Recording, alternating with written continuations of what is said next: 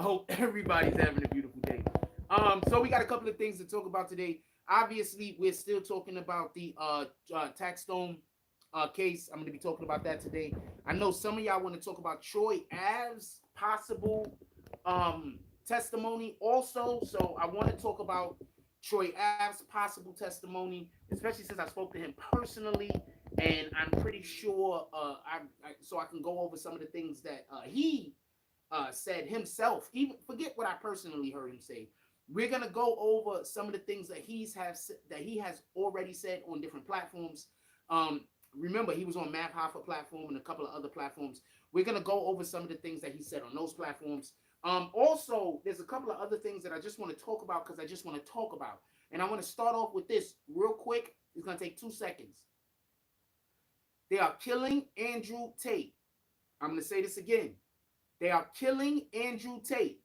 Okay, so when Andrew Tate first gets arrested, I was thinking, just so we could be clear, I never thought that the dude was part of any sex thing at all. There's no need for him to be. Just so we could be clear, because if you know anything about women, you see the way all of the women that he end up in the room with want to damn near sleep with this guy. So there is no he needed to have any kind of sex thing going on. There is no that. He doesn't need to take advantage of women. Guys like him are the guys that are banging all of the women, just so we can be clear. I want to be clear on this. They usually aren't as overt or whatever, but guys like him are literally the dudes that women are always complaining about when they say all guys are the same. Guys that know and move with his particular type of energy is usually the guys that the women are complaining about. So I never thought that he was doing any of these things that he's been accused of. Now, with that being said, allegedly, he has been fighting cancer, which I believe. I have my own reasons for believing that. I have my own reasons for believing that has zero to do with him being in prison. I don't think they gave him cancer, just so we can be clear. But I have my own reasons on believing that. Second thing is this. His brother had to go to the hospital because of a stomach condition. So I 100% believe that they're feeding these guys bad food in order to deteriorate their health. I 100% believe that. Now, with that being said, why would they be doing that? Now, I just want to say something real quick, and I'm going to get on to the regular stuff that we're going to get to, but I just want to say this real quick. This world that we are living in is pushing depopulation at an extraordinary rate, whether you're paying attention to it or not. That's the reason why our music in the hood is so demonic. That's the reason why they push abortions so strongly in some communities. Now, I'm about to say something, and I need you to listen, and I need you to pay attention.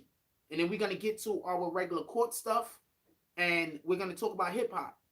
But I'm going to say something, and I want to say it in the beginning of the video because I want to make sure as many people get to it as possible and hear this point. We are about to get phased out. I'm going to say this again. We are about to get phased out as a people. Not just black. I'm talking about Caucasians. I'm talking about all people as a human race. We are about to get phased out. If you do not serve a purpose, you're going to go the way of the dinosaur. Now listen and pay attention. Everybody know about the Great Depression, right? Y'all know about the Great Depression, 1920s or whatever the case is, right? But did you know that period of economic terribleness, I don't know what we want to call it, subterfuge, that period of economic disparity that happened in America, and just also so we could be clear, that's when a lot of the people who own everything acquired the ability to own everything, like the Kennedys and whatever. I'm not just going to be spitting out people names or whatever, because this is an attack on them. This was something that was done by our government. This is something that was done by the people that was voted into office. Now listen and pay attention. This is important. One of the things that made for the Great Depression to actually be extended longer than it probably would have been is they took a lot of our workforce who are Mexicans and shipped them out of the country. Listen and pay attention. When they shipped them out of the country under the auspice, under the supposedly because they were stealing American jobs. Remember, that's one of the things that's always being said. They stealing our jobs. They were stealing American jobs, allegedly. So they were forced out of the country. Now, also, like 60% of them that was forced out of the country was actually American citizens. So that's a whole nother point. What happened was that extended the Depression. And the reason why it extended the Depression is because those jobs that they actually had were jobs that the regular man that was an American citizen didn't want because it didn't pay enough. So people weren't actually trying to have those jobs. They were literally working at places that the regular American citizen, if they were going to work there, the employer had to pay more money. So because the employer had to pay more money for now their American workers, that caused for our productivity to go down because they then didn't hire as many people. So the actual productivity at these different levels of workforce went down. When the productivity went down, what that did was that created a vacuum, that created a lack. So that made it so that there was less product pushed out into the market, which then, because less product was pushed out into the market, now you got people who they don't necessarily work at that level. They work at a higher level. Now those people got to get fired, because why do we need 10 people to work here if there's only enough business? We're only doing enough business to employ 3 people. You understand what I'm saying? So you might be working at some kind of establishment that sells a thing that, you know, that they get from these places that had to, you know, cut they workforce in half. So now they're not getting as much product. And since they're not getting as much product, they're making less sales. And everybody knows what businesses do when they make less sales. So that actually extended the Great Depression like another 10 years. Why am I saying all of this? Please be careful about how we vote in the office. Please stop voting people in the office for your own personal reasons that don't got nothing to do with the community. Now, we're about to go into a period of where they're going to be pushing candidates soon. And a large majority of the candidates that are going to be pushed by our people are going to be individuals who want children being taught that boys could be girls and girls could be boys in kindergarten. A large percentage of these people are going to be people who they support to a great degree just abortion. Now, I'm not a person who is against abortion. Get this clear. But the way that it's being used, it's being abused. People are abusing abortions. For a woman to be able to get 5 abortions, for a woman to be able to get 4 abortions, for a woman to be able to get so many abortions, one person, that's abuse. So something needs to be done, because our people are being depopulated at a great rate. If they can't put you in prison, they're trying to convince you to be gay. If they can't convince you to be gay, and I'm not talking about the people who are organically sweet. I'm not talking about the people who are organically that way, who, for whatever the reason is, this is their life. I'm not talking about them. I'm talking about the people who want to teach our young kids that try being gay. You know, you should try it. What the hell are you talking about? You know what you should try being? You should try learning when you go to school. Actual things that's going to help you when you become an adult. Do that part. Why don't you try doing math? Why don't you try being a poet? Why don't you try being a scientist? Why don't you try being those things? Those things. Let's try being those things. Let's not try being the opposite of what God made you. If you decide on your own that you want to be something, it is what it is. I'm not here to be against you. I'm not knocking you. And I 100% believe that every single human has the right to be whatever they want to be.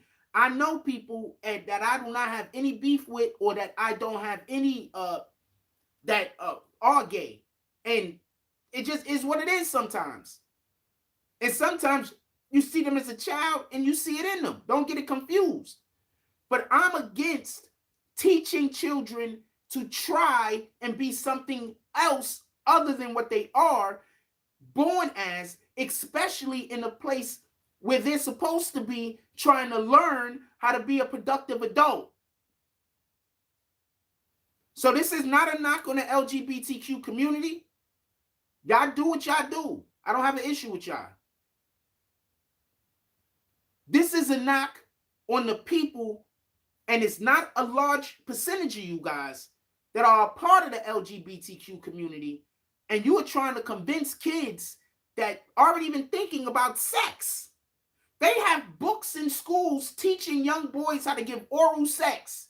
If you don't think that there's a problem with that, I got a problem with you. No matter what your preferred gender is, whatever, no matter what your sexuality is.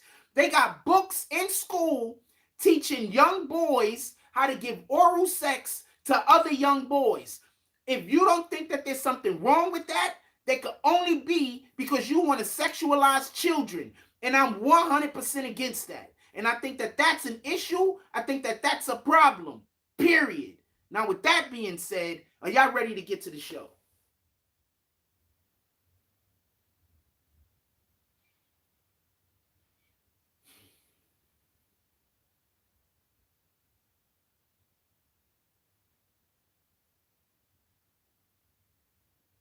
I had my job saved more than once by people who are a part of the LGBTQ community.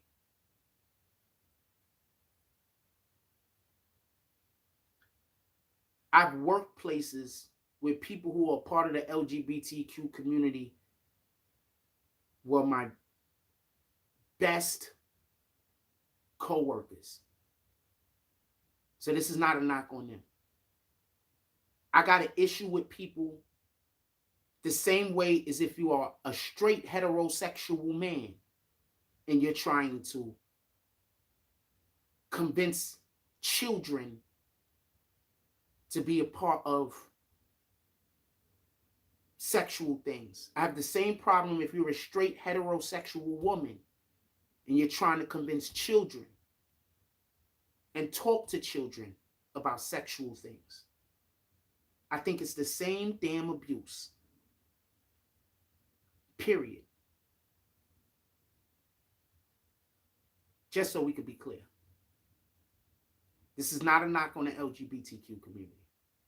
In no way, shape, and or form.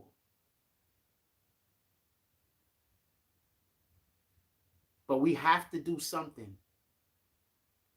Because when our children go to school, this is the best way I could put it. You want to know why they say that they take church out of school? Allegedly, they took church out of school. They took Jesus out of school because not everybody worships the same God.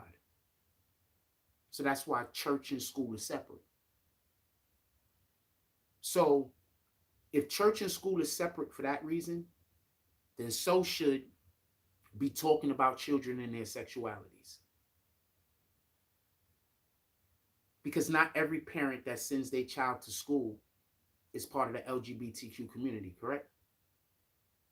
So why is this such a point of contention that we speak about? Pardon me, not contention, but why is this something that is brought up to the point where we're talking about it? Not everybody that sends their kid to school is part of the LGBTQ community, just like not everybody that sends their kids to school is a follower of Jesus Christ. So if you're not going to have the Bible in the schools for that purpose, then I also don't think that the schools should be able to teach a broad subject or broad material like that. I think that if there is a child in the school where this is a thing that's coming up, I think that you consult the parent, period.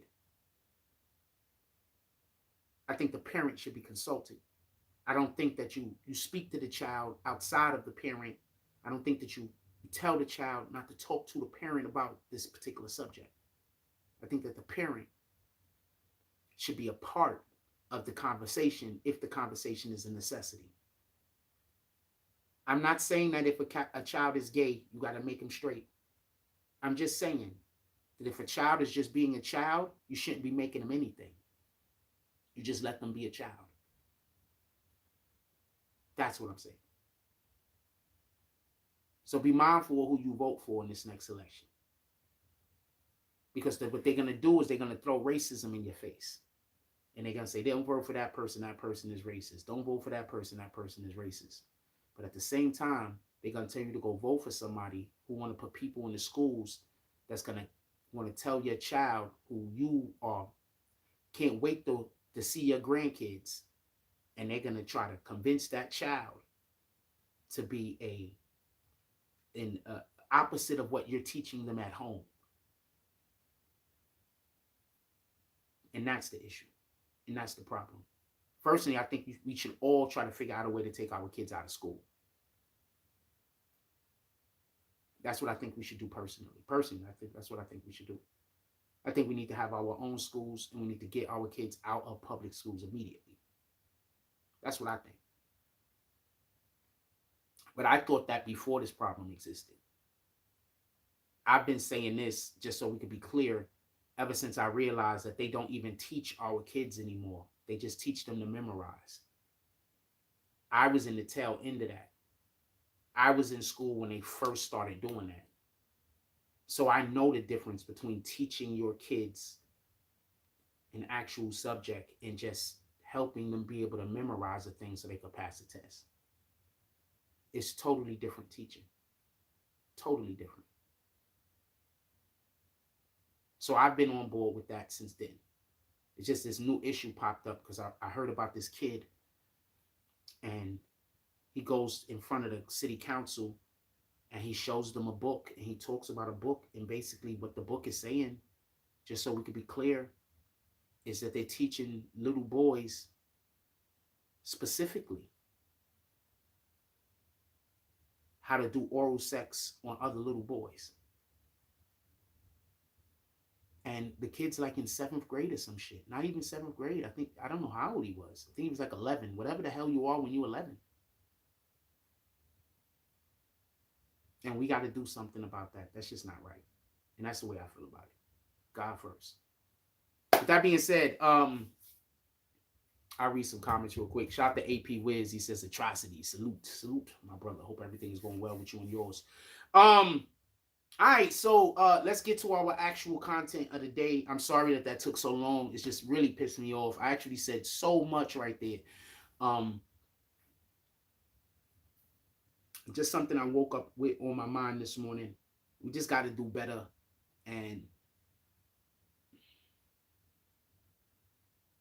we just got to do better. I don't know no other way to put it. It's just my opinion. We got to do better, man. Stop voting for Democrats just because they saying that the other guy is racist. I'd rather vote somebody racist into office than vote somebody into office that's trying to abuse my kid in a manner where they're trying to confuse my kid so my kid don't grow up into whoever my kid is supposed to be. I'd rather vote a racist. I'd rather vote that. I'm just being honest with you. I 100% rather vote a racist motherfucker in the office. We've been having racist people in offices forever, right? We've been having racist people in office forever. We still here, right? I'd rather vote a racist person into office instead of vote somebody into office that want to confuse my child, that can't defend themselves when I'm not around. That's just me. You can do what you want to do, though. And all of these black people that's about to come out and push the agenda of getting these people elected, I'm going to kill y'all. I'm going to not kill you literally, obviously, but I'm going to 100% be torching you all over the internet. Every last one of you. I don't care what kind of affinity I might have had for you before. We in the real times right now. You just don't know it and you just don't care. You made your choice. What up, Ayrton? You made your choice. You decided on Satan. And I'm not saying decided on Satan because you're siding with the LGBTQ community. I'm saying siding with Satan because one of the worst things that the Bible said that you could do is corrupt a child. That's literally one of the worst things you could do in the Bible. It says it in the Bible. Corrupting children is one of the worst things you could do. You better be careful about who you vote for. Because when you vote for these people, that means you're voting for those agendas. And when you vote for those agendas, that means in mass, we're siding with shit that God is against. Just so we can be clear. Okay, so as we start this show out, shout out to Jonathan M. Is there anything that y'all guys want to ask me about the Troy Ave case, the Taxstone case before this starts? I actually want to start the show off speaking about Troy Ave, just so we can be clear. Is there anything that y'all guys want to ask me pertaining to Troy Ave and his testimony? Because I want to start off talking about what we believe Troy Ave's testimony to be. So is there anything that y'all want to start off with? Ask me about before I get into that. I'll give y'all a second to put it into the chat. I hate sitting down in my wallet. Is there anything that y'all want to discuss pertaining to Troy Ave? We're going to be talking about what Troy Ave said happened, and I'm going to be juxtaposing that against the testimony that we already have. Shout out to 456 Casino. Salute.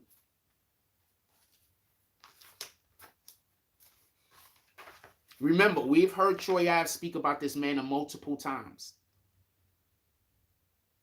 He went on, just so we could be clear, he went on Math Hoffa's show. Math Hoffa caught a lot of flack for that. And he said a lot of things on Math Hoffa's show. And I think some of the things that he said on Math Hoffa's show, he has the right to say everything that he want to say. I don't like the way Math Hoffa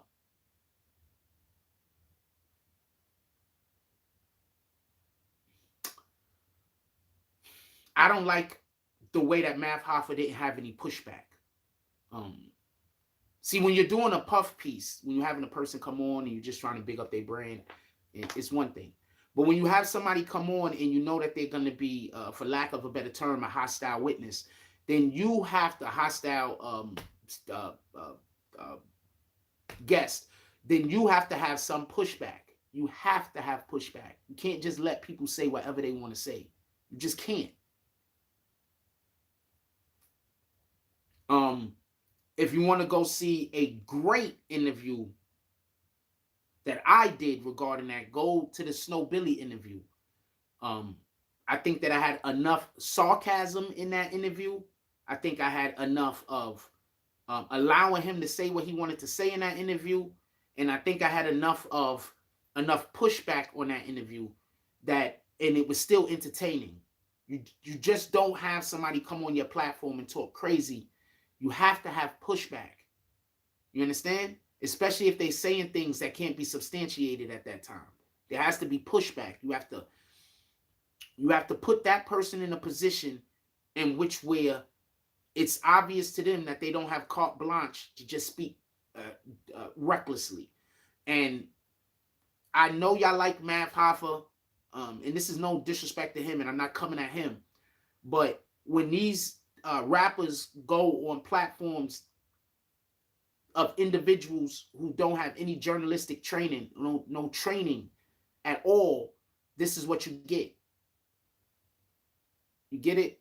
You go on platforms, when these guys go on these platforms that y'all support wholeheartedly, and these people don't have any training in journalism. They don't have any training in how to give an interview. They don't have any training at all in media training at all. This is what happens. You have a guy come on the platform and he has carte blanche to talk as crazy as he wants, and there's no pushback. There's two things you could do if you know a person is going to do that. You could just simply tell them, I can't have you on the platform, or I don't feel comfortable having you on the platform. You let them do what they want to do in regards to that. You understand? Or you let them know that when you come on the platform, you know, we're going to bump heads. Because I just can't allow for you to speak about this person that don't have a voice.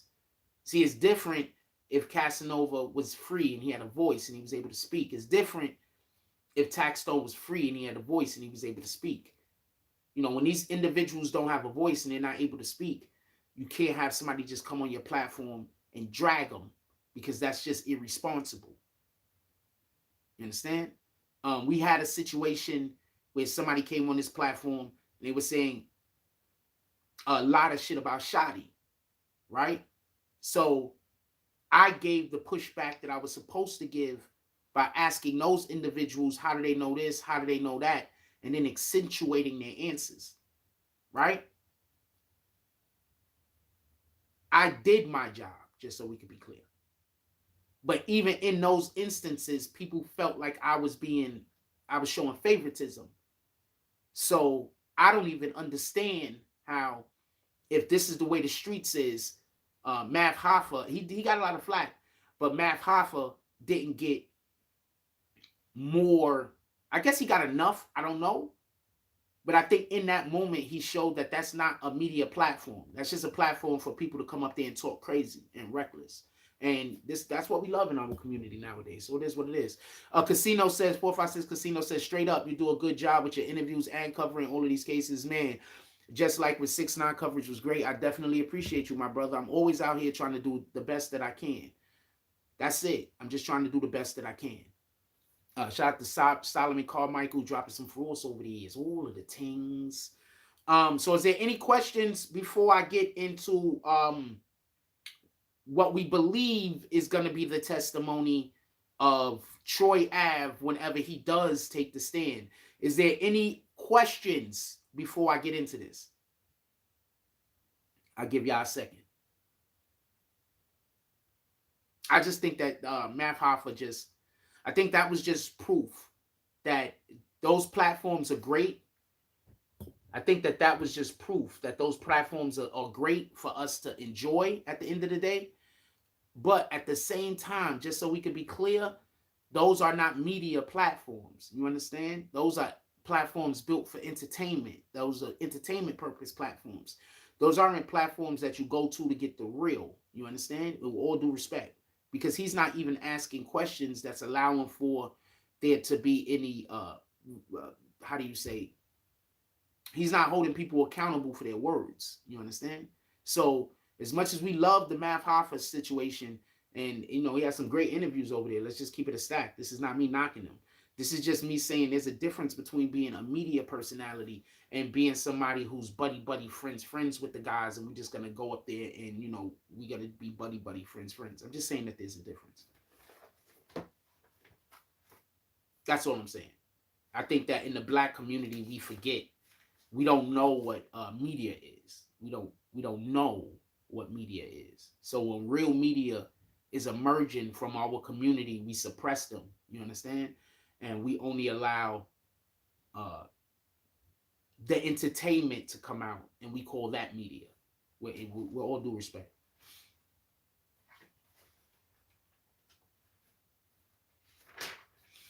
All right, so I am gonna break down what we believe the testimony of Troy Ave is gonna be based on things that he's already previously said, just so we can be clear. And I want to add this much.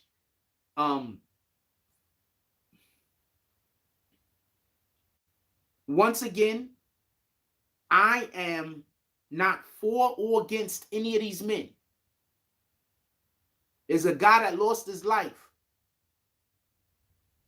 Ronald McFadder, Benga, he lost his life. With all respect due, I want God's will to be done. Whatever that will is. I don't know God's will. Troy Ave is going to take the stand. I want God's will to be done. Troy Ave is expected to take the stand. I want God's will to be done. I am not in favor of a conviction. I am not in favor of a not guilty verdict. I'm not in favor of any of these things. That's not my job. I just want to be clear on this. I can have a discussion about what's happening in court, but if you're asking me, should he get convicted? Will he get convicted? Questions like that, I don't have any input on that because I'm not even thinking on that wavelength. I wouldn't be able to do my job if I did. That means that I would have a bias in one way or the other, and I am in no way biased. I just want God's will to be done. Period. I will start speaking with the attorneys involved and asking them questions about said case that's pertinent and that I feel like they can answer without messing up their case. I will start doing that. I just generally don't because of the situations that happen in the Tekashi 6ix9ine trial. There's another gentleman that is actually in court with me. I am not going to say his name because as far as I know, he is not a platform that cares for me. So I'm not going to say his name, but I will look real quick for y'all and see if he's been putting out content on this matter because I don't know. I really don't watch other people. I have no idea if he's putting out content on this matter. Zero idea. He's putting out content on this matter. Not a lot, but he's putting out content.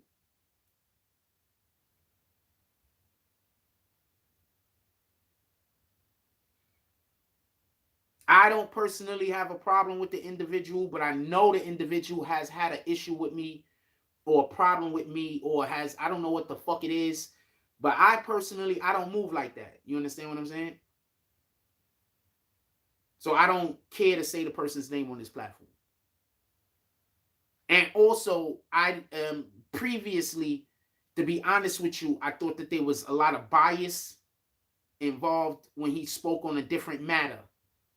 And so, no, I don't feel comfortable sending anybody to his platform at this moment. But I don't know what he puts out. So it is that there that goes. But I'm not here to hate. We don't do that. And we can't congratulate. We ain't talking about it. We trying to congratulate. We trying to encourage. We're not trying to do all that other shit that these other people is trying to do. God first.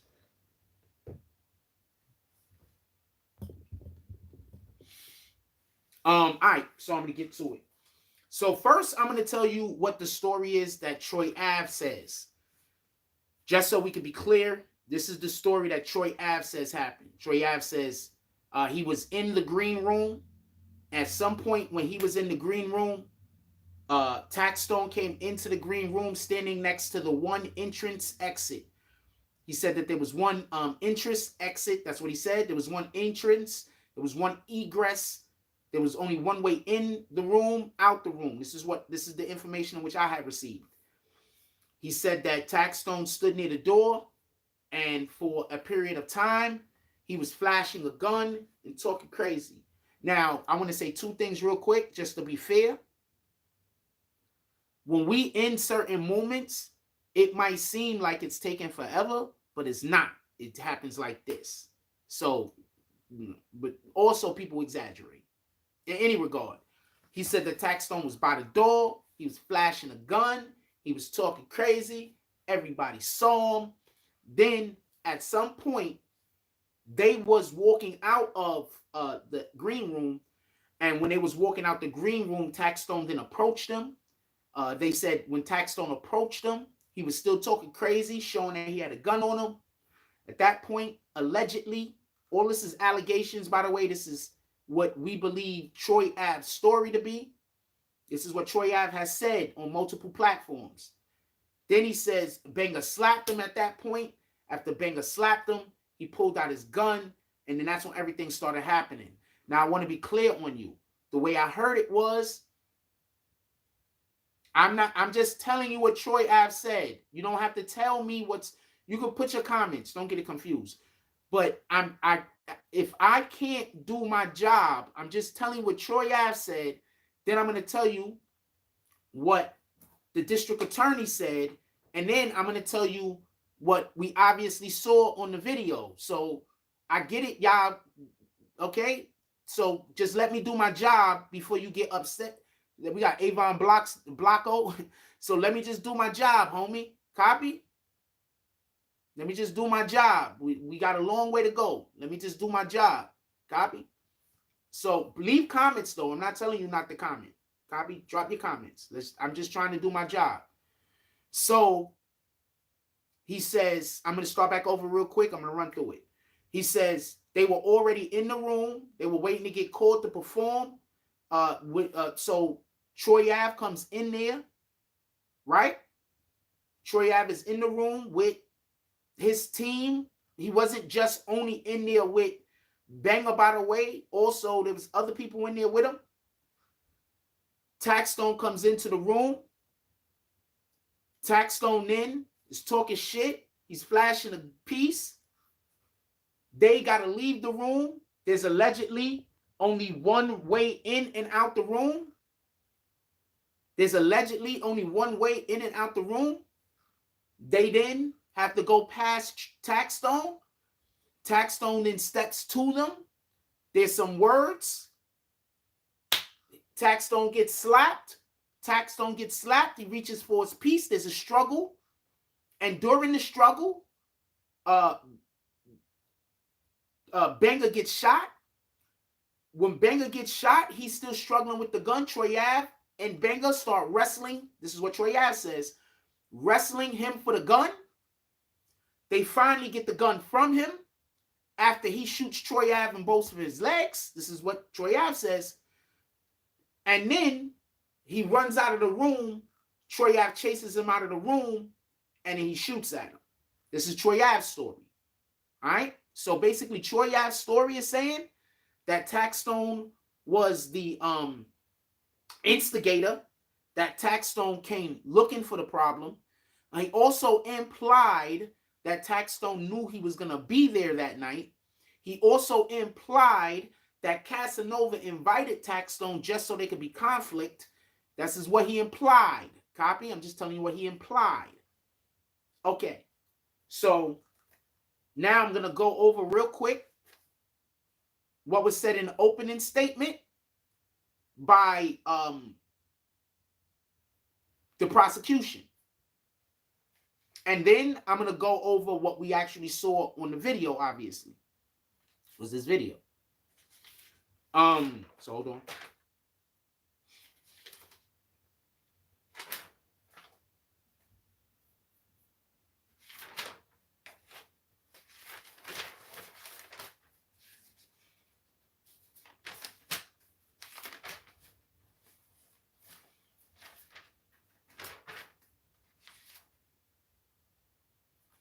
So they say,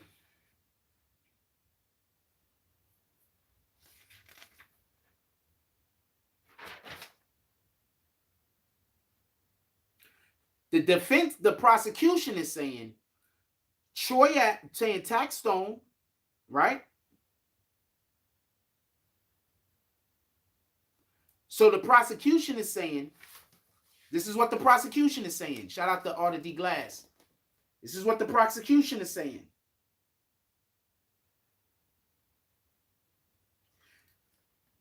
Troy Ave and Taxstone was already in the room. Troy Ave and Banger was already in the room.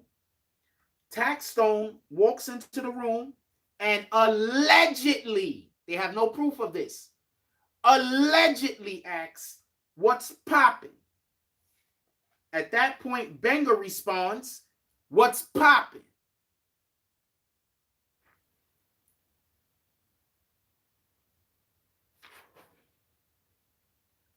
Banger says he's going to hit Tax. Then he does. Then Banger and Tax began to struggle and the gun goes off. 3 shots, 6 seconds. They say it's on the cell phone footage. They said Troy Ave grabs Tax and fights for the gun. While that's happening, Benga fled the VIP room. Then they say Troy Ave was still fighting for the gun. Troy falls to the floor. Tax shoots him. Then they say Troy got up and continued the fight. Tax still had the gun. Troy, okay, so they described it like this. This is the front of Taxstone. They say Troy Ave was in back of Taxstone like this, holding them like in the spooning position. I don't know why I did that. Holding them in the spooning position. He had his hand on the gun that Taxstone had, and they were fighting for the gun. This is after he got shot in both legs. At some point, he was able to get the gun up and hit Taxstone in the head with the gun from behind while he's holding him in the spooning position.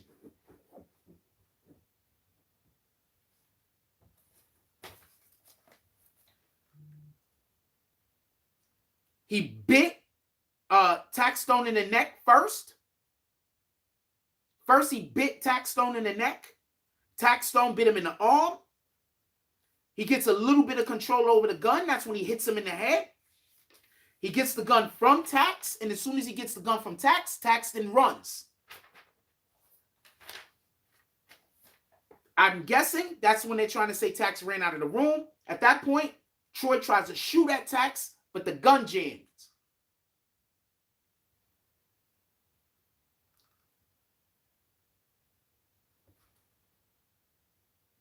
Is that Daisy from the Bronx? They tried to shoot at Tax. He tried to shoot at Tax, then the gun jammed. Is that Daisy with the twin sister?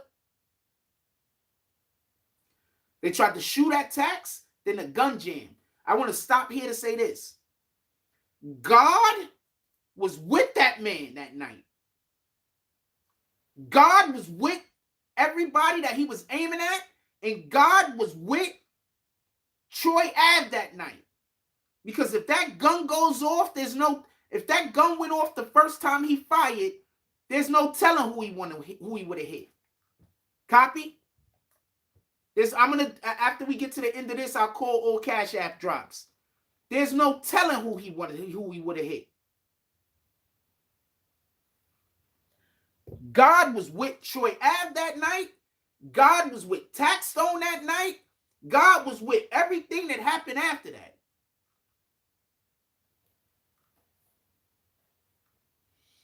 Somebody put my Cash App in the chat, please. I don't know if anybody else want to know what my Cash App is. Somebody put my Cash App in the chat, please. So listen.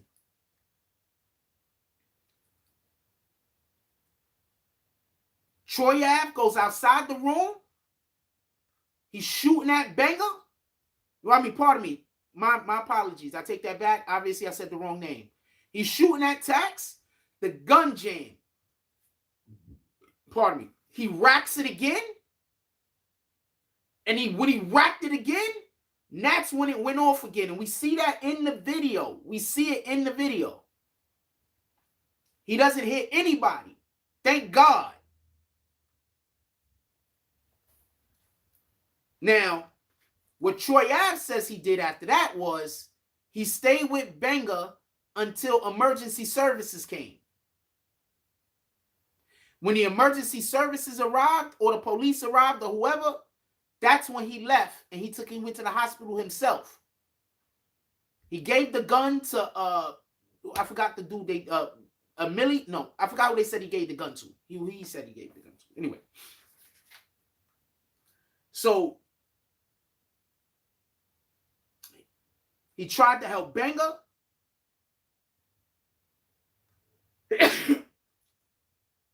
Benga gets help. Then Troy Ave leaves. They say, you'll not see the defendant fired a gun, and there was no cameras in the VIP. Now, this is the prosecution admitting that there's no visual evidence of Taxstone firing the gun. I want to be clear on this. They admit this. Then they say, Troy goes to the NYU hospital. The 3 guns are found in the vehicle. One person was shot through the floor and had a portion of his intestines removed. They said 6 shell casings were recovered. They only recovered 5 bullets because homegirl that got shot in the leg, they couldn't take the bullet out. They say Troy shot on camera twice.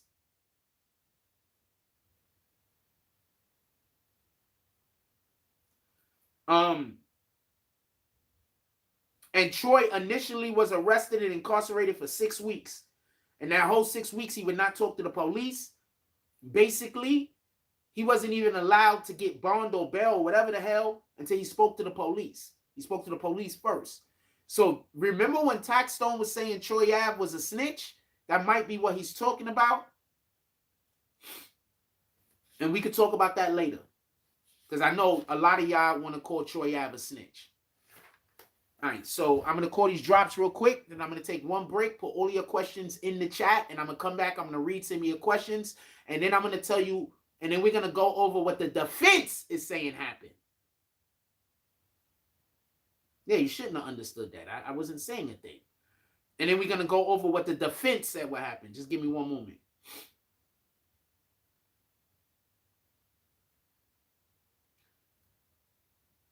That was, just so we could be clear, that was Mr. Deion Sanders up in here with the $5 drop. He says, great work. Definitely appreciate you. With the $5 drop, he says, great work. Definitely appreciate you. Anybody else that want to send it, we got the Cash App in the chat. Give me one moment. Be right back.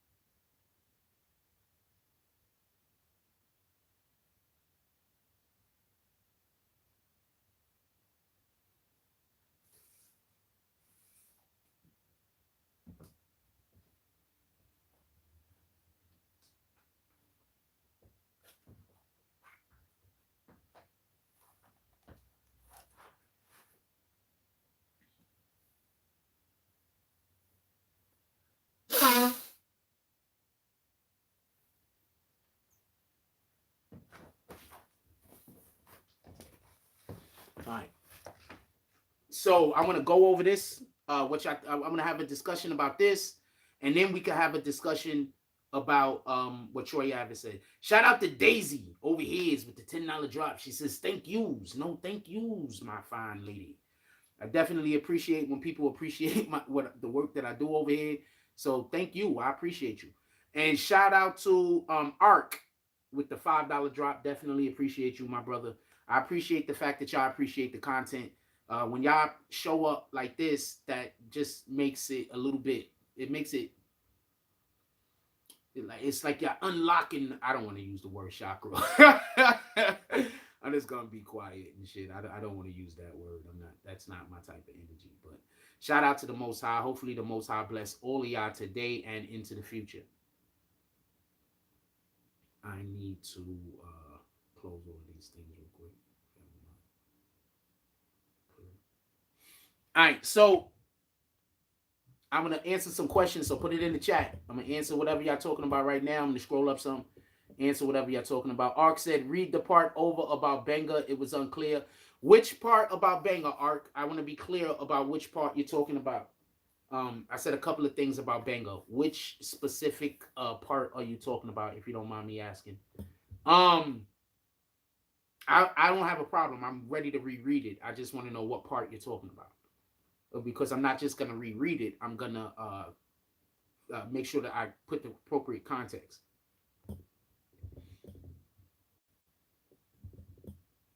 Also, everybody could just hit the like button, man. The likes is free.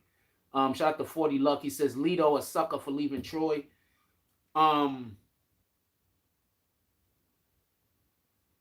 not everybody is built to get shot at. Not everybody is built to get shot at.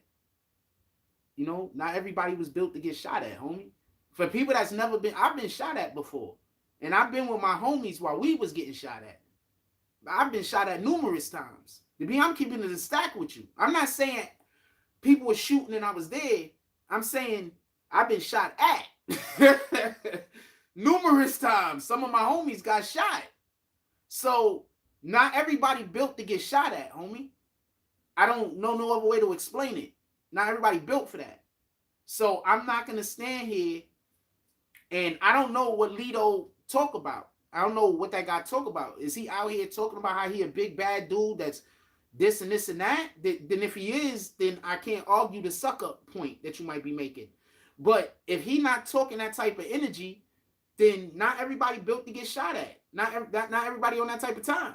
But if he out here acting like and portraying like he on that type of time and he not, then that's sucker shit. But I'm just keeping it a stack. I don't know the dude, and I'm not here to talk disparagingly about him. But if you out here talking about how you a big bad gangster, but then when you in that mix, you doing anything other than being a big bad gangster, that means you leading other people to ruin about some shit that you're not even about. So that is sucker shit, if that's the case. You understand? Not everybody. Getting shot at is unnatural, but war is natural. War is a natural occurrence in nature. War. Don't let people trick you and say animals don't war. How you think lions stay alive? They at war with all of those animals that they eat. How you think all carnivores stay alive? They at war with all of those animals that they eat. War is a natural occurrence. Not everybody is built for war. What I'm just saying. That's a factual statement. So I don't know what that Lito guy talks about. But if he out here on social media making music or doing whatever he doing, and he's portraying like this is the type of time he on, but he ain't, then he's sending people to ruin. You understand? He's encouraging people to do some shit he not ready to do. And I'm not here for that, with all due respect. I consider that to be sucker shit. But I'm not going to be mad at somebody or speak down at a mofo because, you know, guns is going off and they scared.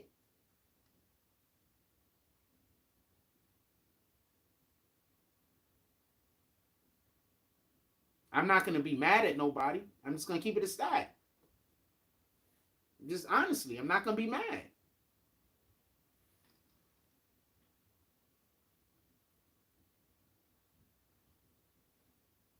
I'm just going to keep it a stack.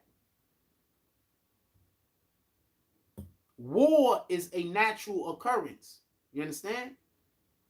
That's why we have the problems we have in our neighborhoods. Because we warring with the wrong people ourselves. You understand? War is a natural occurrence. Don't let people make you think different. You understand? It's a natural occurrence. It's a natural occurrence because we have free will. You understand? It's natural. That's how they keep us oppressed, by making us think war isn't natural. War is natural. That's why God says he hates violence. You understand? Because we're not supposed to do violence for the act of doing violence. Violence has to have a purpose. We're in the hood doing violence for the simple act of doing violence. Violence is supposed to have a purpose. You're supposed to be protecting something. You're supposed to be commit violence for the furtherance of God's initiatives, not committing violence for why we commit violence most of the time. But that's a whole different conversation. I don't even know if people are mature enough to have that conversation half of the time, so I don't really be wanting to get involved with it. But we got some people in here today that I just feel comfortable. Like when I have smart people in the chat and they're actively in the chat commenting, I feel more comfortable talking about shit that I know is incendiary.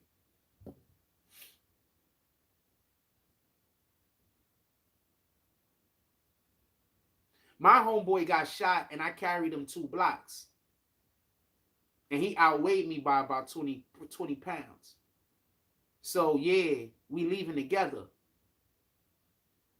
This is a fact. Shout out to Mandel. I hope you're doing well out there, my brother. That's a fact. When I was in high school and I went to go visit that girl in New Jersey, you hopped on the bus with me to New Jersey, and we went to that girl's school and hung out with her and her friends all day. Shout out to Mandel. When I was having problems with my fam and I needed somewhere to stay, you had an extra room in your apartment. I moved in with you for a while. You know what I'm saying? I had a job and everything. We went half and half on the rent. Shout out to Mandel.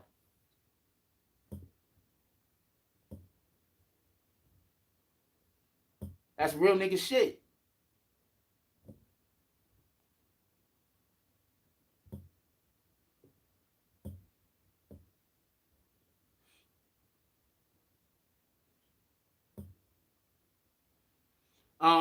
Entertainment said, need your guys' opinion. Is Troy a rat?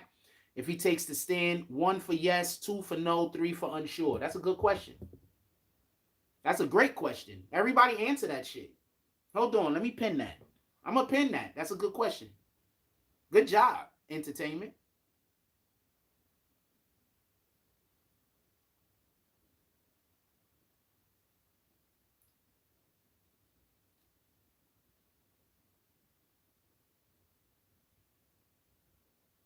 We do things a little bit different over here. So if you just want me to just say a thing and then shoot through it, we don't operate like that. We take our time.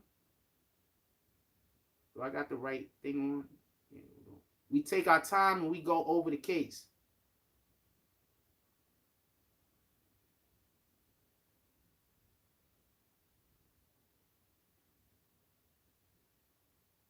I'm gonna pin that. If I got any admins in here, please keep track of any admins in here where your hands is free. Please keep track of the thing so I don't have to scroll all the way back up and count. Somebody keep track of what the numbers are.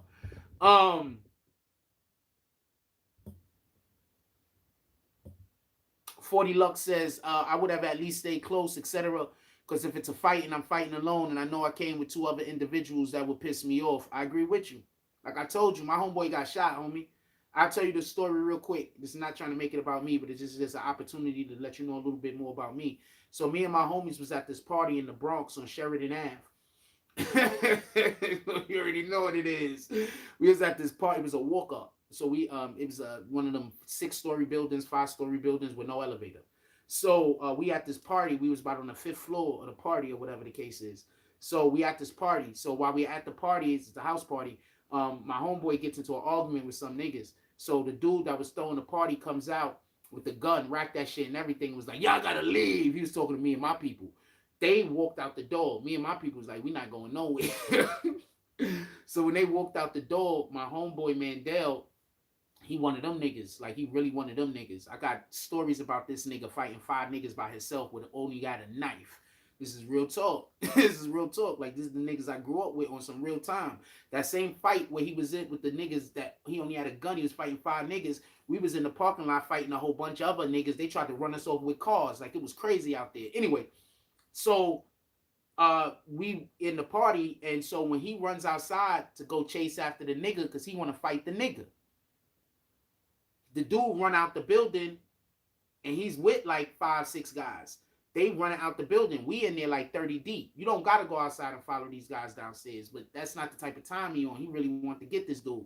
So he ran downstairs. When he ran downstairs, I ran downstairs after him. I don't think nobody saw us. When I'm running down the stairway, we had like 3 or 4 dudes that was in the stairway that we knew because we came deep. I told them, yo, bottom, this and this and that. So as I run downstairs, a couple of them ran upstairs to go get help, and some of them came down after me. When we ran outside, by the time I got outside, you know how they got the building, that the building is like this, and then it goes in.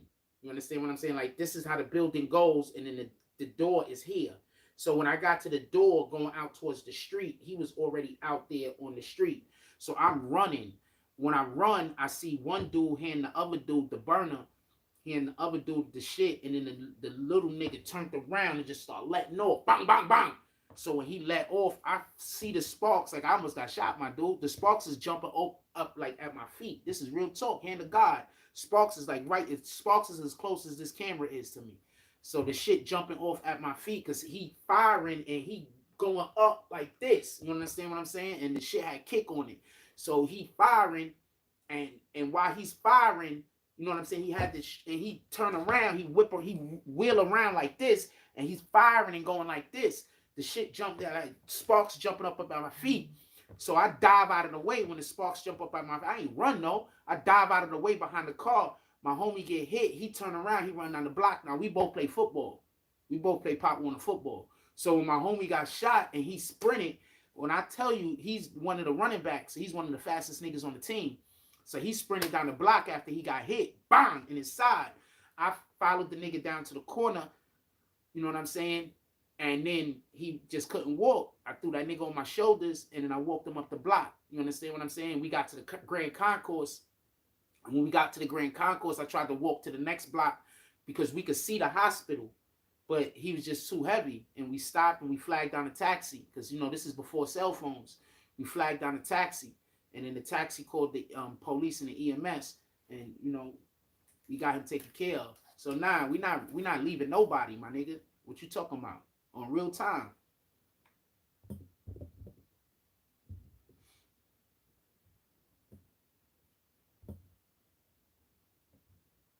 40 Lux says, shout out to Mandel. For real, for real. That shit could have went all the way left. You know what I'm saying? We don't give him a proper attention. There's no telling what would have happened. You know what I'm saying? What I'm saying? For real, for real. Have you a real one with you?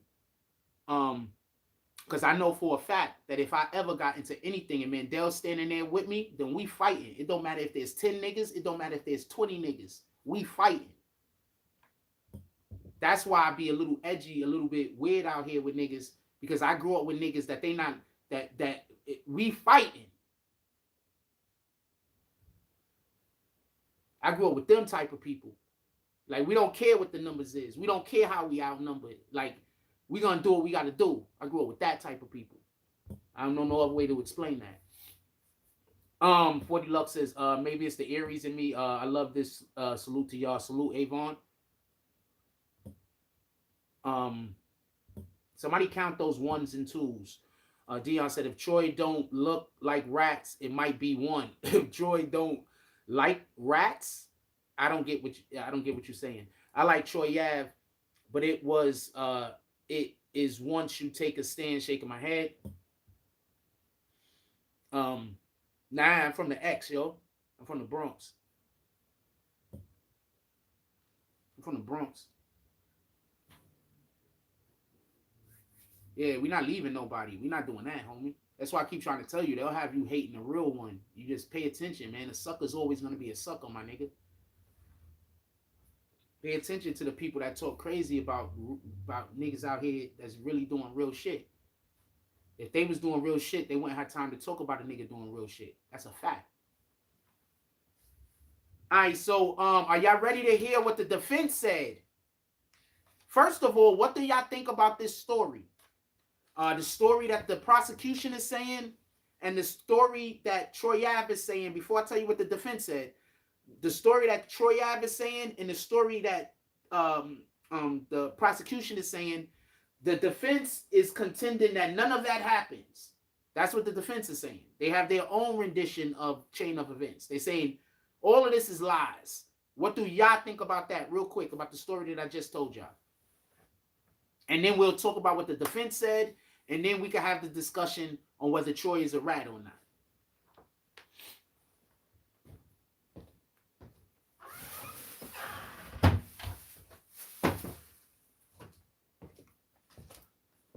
We got some good comments in here today. We got some good people in here today. I appreciate y'all. Thank you for pulling up. That's a fact. Thank you for pulling up. We got some good people in here. Good comments.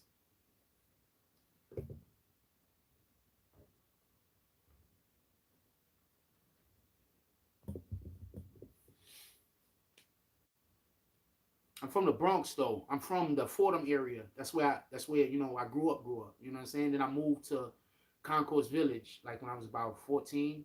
I moved to Concourse Village when I was like 14. But I'm from the Fordham area. I'm from a dead end part of the Bronx. I'm from the part of the Bronx where niggas get left. I don't know no other way to put it.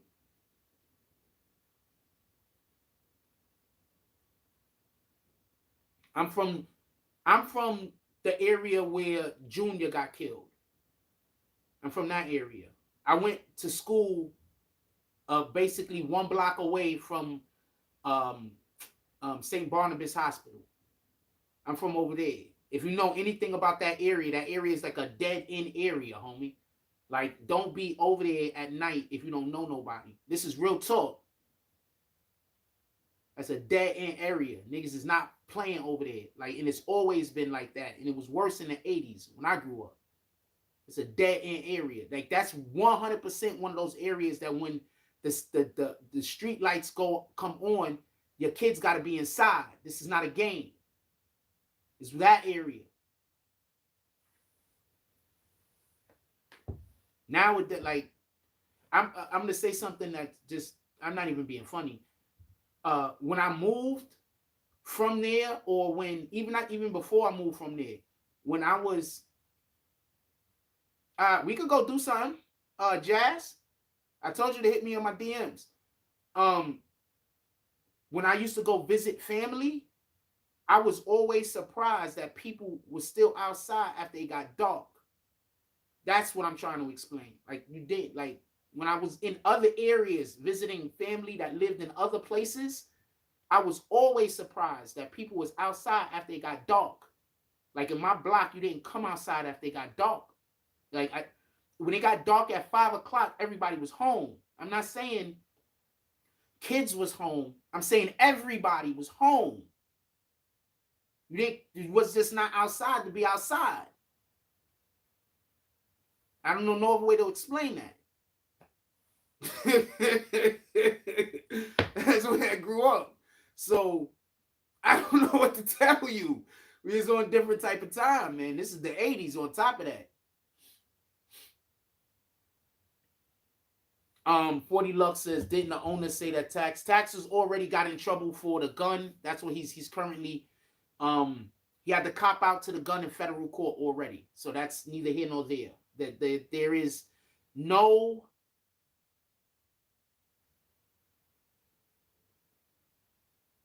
contention. There's no dispute that Taxstone brought the gun into the venue, as far as I know.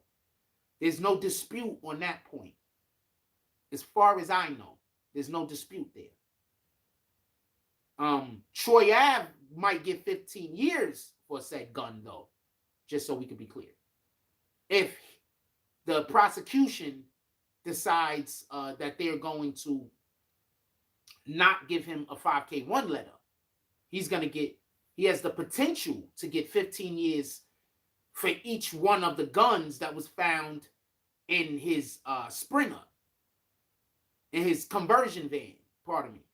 He has the potential to get 15 years for each one of the guns that was found in the conversion van, and he's also facing 25 years for attempt murder.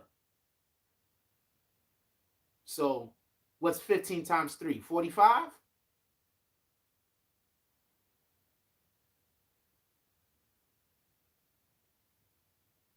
So for the guns alone, he could possibly get 45 years. Sheesh. It's a fact.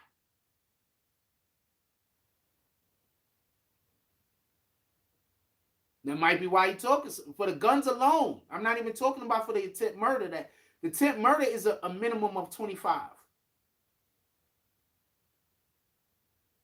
Right? So that's 25 plus 45. What's that, 70?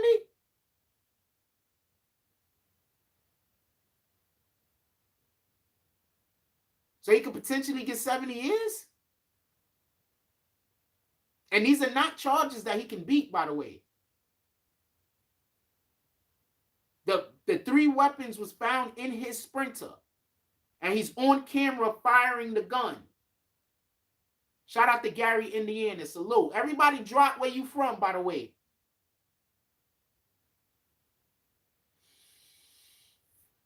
Um, because people just fake care. So those people that fake care, why would they show up to court for tax? Shout out to Harlem, salute. Shout out to Vegas, salute. Those people that fake care, why would they show up to court for tax?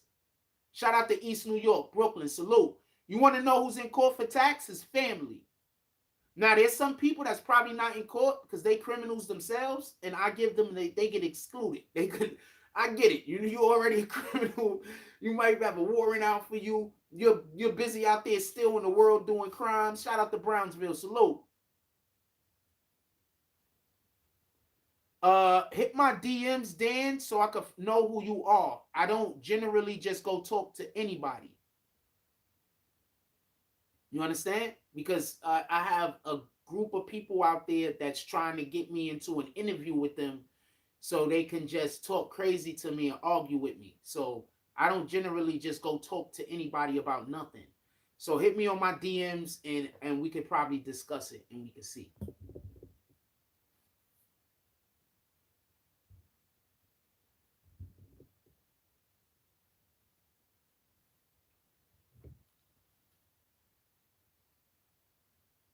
With all due respect. I hope you could respect that.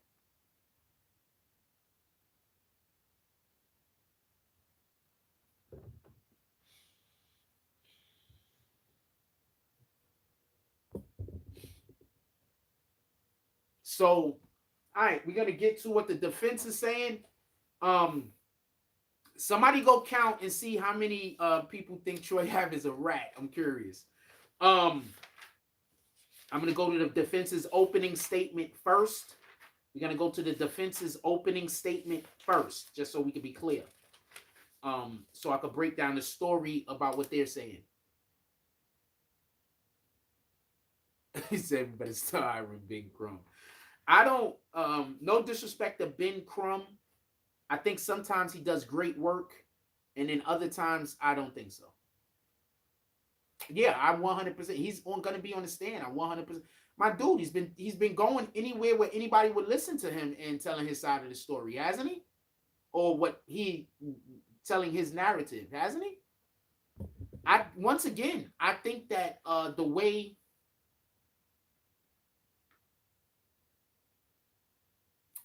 Math Hoffa handled him on his show, I don't think that was good. I think that Math Hoffa did a terrible job when he came on his show because he just allowed for him to disrespect people with no pushback. Like, if people are gonna come on the show and disrespect people and say crazy shit, you have to give pushback. You can't just let them talk crazy. Shout out to Creston. We got Creston 198 in Creston. Salute. You can't just let people talk crazy. You understand? If that makes any sense. When you have somebody come on your platform and they disrespecting that person and they disrespecting that person and they speaking about, especially if they speaking about a case that's still an open case, you can't just let them just talk. There has to be pushback. You have to have, if you don't already have prepared questions, you have to ask them questions based on what they're actively saying. Like, there has to be pushback. You understand? You can't just, that's not journalism. That's entertainment, what he did. So if Math Hoffa is just doing entertainment, then he did zero things wrong. But if Math Hoffa is not doing, I don't care who you mad at. You understand? But yeah, Solomon, I get it. But if Math Hoffa is saying that he's a journalist, he's doing journalism, then what he did was wrong.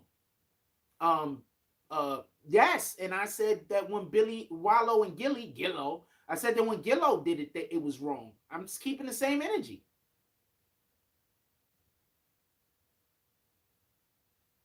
I said that when he read that paperwork, what Gilly did wrong, in my belief, is that he let the guest tell him what part of the paperwork he was and wasn't going to read. That was wrong.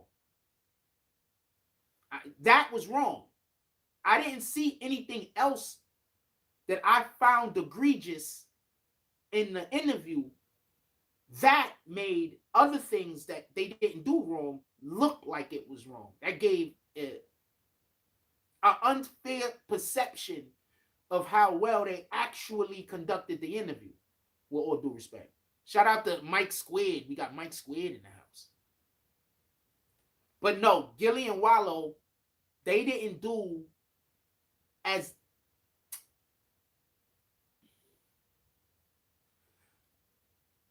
I needed a little bit more pushback from those guys. Just me saying that, like, on some real talk, I could have used a little bit more pushback, but I don't think it was the same thing like what Matt Hoffa did, because they weren't just being disrespectful. You understand? Like, Jay Prince wasn't up there just calling him all type of BANs. You understand? He wasn't doing that. Like, even his disrespect was, when he was saying disrespectful things, he was at least saying it like, it wasn't...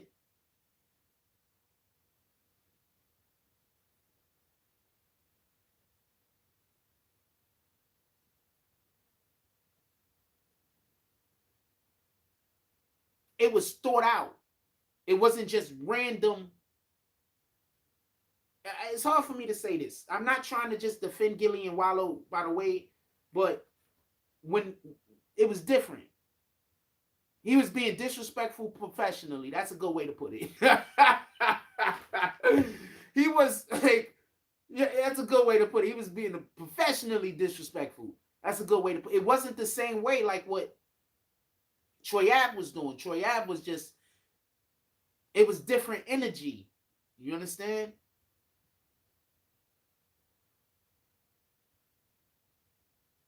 Salute, Avon. Appreciate you. That's a fact. Tell your friends. You hit that like button for me yet? He says Frost, and he spelled my name wrong. He said Frost, my guy. You got the most informative channel without bias or prejudiced opinions. You gain the fan salute. There's only one time that I was accused of being biased that people actually agreed with, and I really wasn't being biased, but I understand. You understand? I understand. I really wasn't being biased though, in any regard. So let me just go to what they say the chain of events was. I just want to make sure the defense says something about the chain of events in their opening statement. I don't think they did though. Okay, so the defense is saying, one, Troy wanted to kill Tax. What I am going to say about that is both of those men let off the energy that they both wanted to kill each other. Is that fair? He said Troy wanted to kill Tax. He says Troy was not a Boy Scout. I want to see. Troy came in the venue looking for trouble. He says when they heard Tax was there, they assaulted him. They said the TMZ video is evidence. And they basically said that the statement that the prosecution made was just simply the freaking just repeating what the Troy Ave story.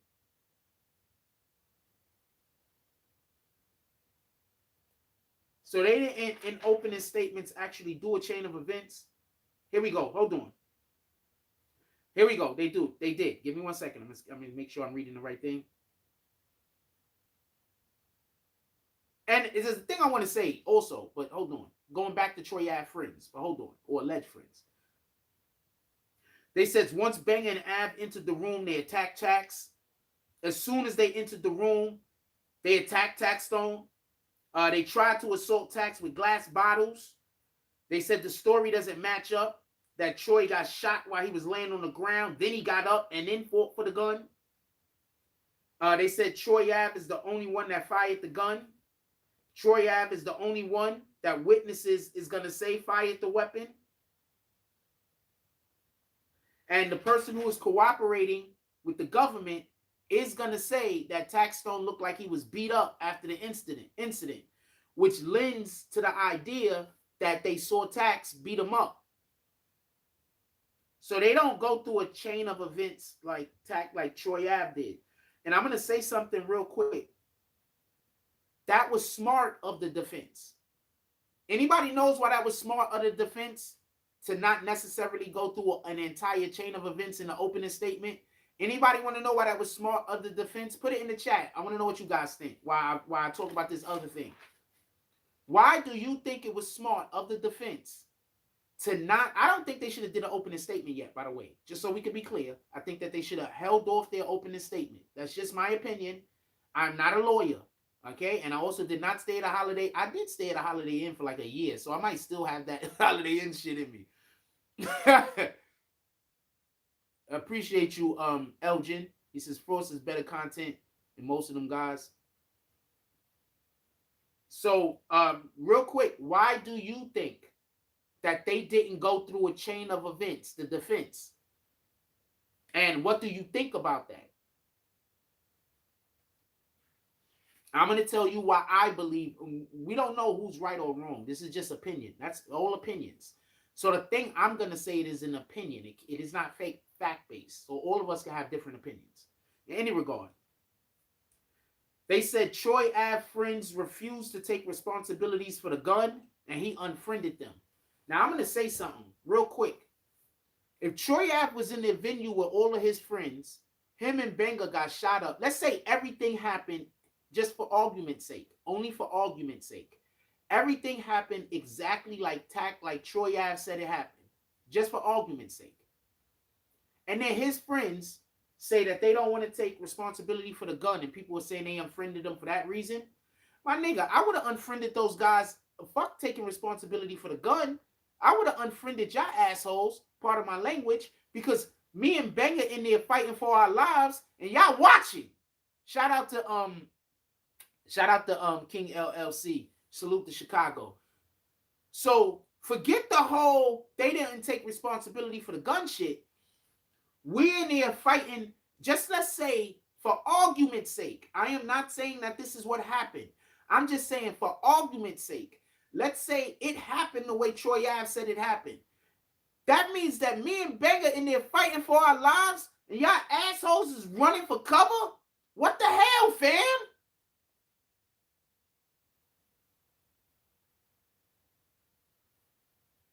What the hell? I would have unfriended them niggas once we got to the hospital. We would have got to what? We would have got to the hospital. I would have been in the bed. They would have came in. Yo, man. Yo, I don't know what happened, fam. I know what happened. All you rat bastards, get the hell up out of here. And y'all know me. Now do y'all understand why when people don't show me, I explain to you. Now you understand why when people don't show me loyalty, I dub them immediately. I grew up with niggas that went into firefights with me, and we ain't have guns. We go into fucking fighting niggas. The other niggas had the guns, and we didn't have none on us, and we fighting them. I grew up with them type of dudes. Y'all talk about Dr. Inky all y'all want, but he a real one. I'm telling you. Copy? Y'all know who Dr. Inky is. That's my cousin. He a real one. We used to go into battles. They had weapons. We ain't even have none. And niggas wasn't running. Real shit. That's why when people don't show me no loyalty, I bounce. I be like, I ain't fucking with you. Then they be like, but that was over something little. Nah, fam. You see, you was raised with different type of people that I grew up with. The type of people I grew up with, we don't care. We not turning our back on each other. That's the type of people I grew up with. That shit that you saying is little is the type of shit that the people I grew up with, we wouldn't even, wouldn't even have been a concern.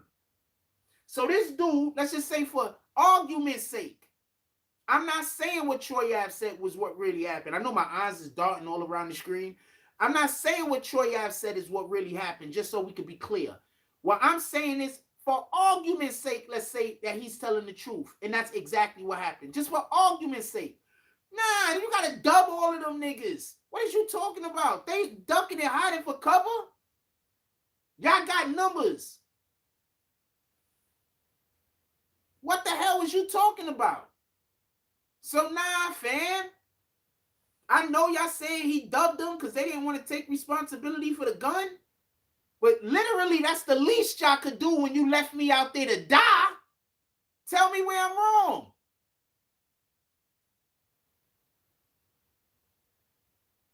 Tell me where I'm wrong. You left me out there to die. We lost our man. We lost the tip of our arrow, the tip of our spear. We lost him. The least you could do is say that them guns is yours. What about when we was eating? Your plate was full.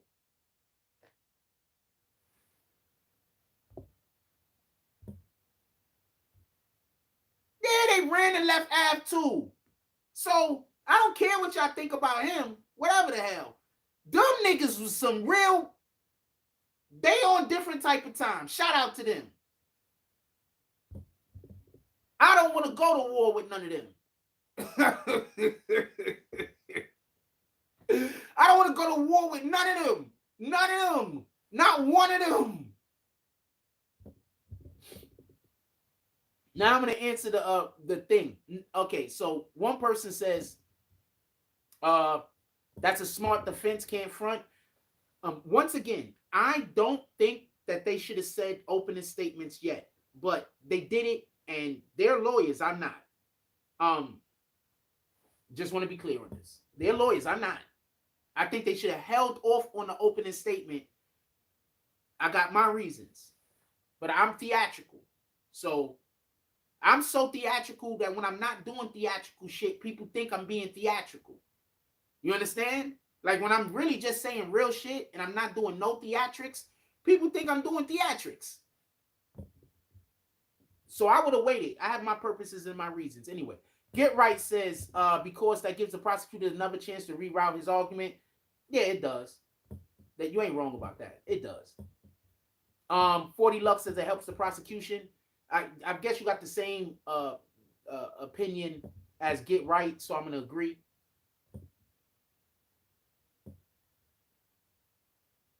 J Max is top of the morning. Salute, J Max. Everybody fight to the end, period. We at least got to get home. Like, this is all I'm saying. I'm not saying fight and die. What I'm saying is we got to make sure that we get home.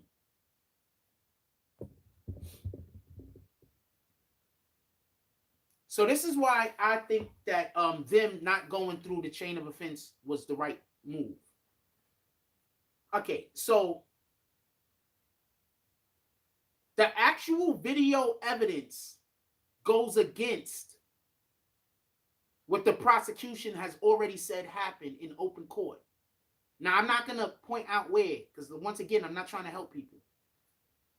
But the actual video evidence, if the defense knows where to look, the actual video evidence actually contradicts the story that they already gave in the opening statement, the prosecution. So when they get Troy Ave on that stand, if they're asking the right questions, they're going to make Troy Ave look like a liar.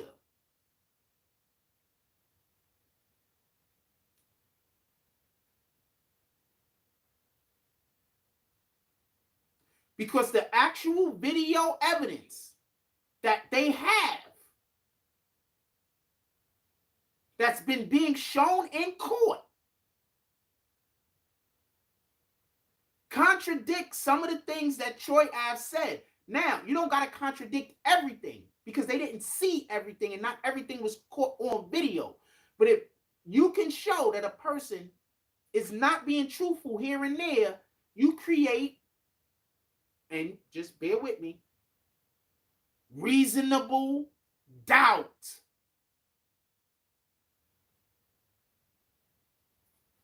So by them not giving a chain of events and them being loosey-goosey with their chain of events,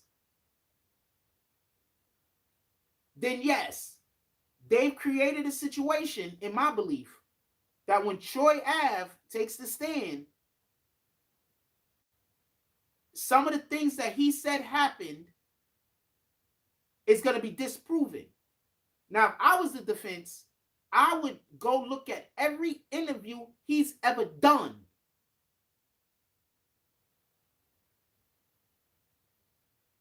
I'm not talking about whether Troy's deal was going to go through or not. If Troy gets up on the stand and does exactly what the prosecution asks him to do, and Taxstone is found innocent or not guilty, then Troy should get the 5K1 letter.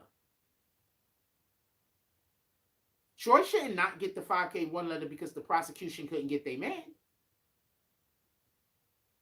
You getting your 5K1 letter shouldn't be contingent on a guilty plea, on a guilty verdict. You getting your 5K1 letter should be solely contingent on whether you did the thing you said you was going to do. Is that fair?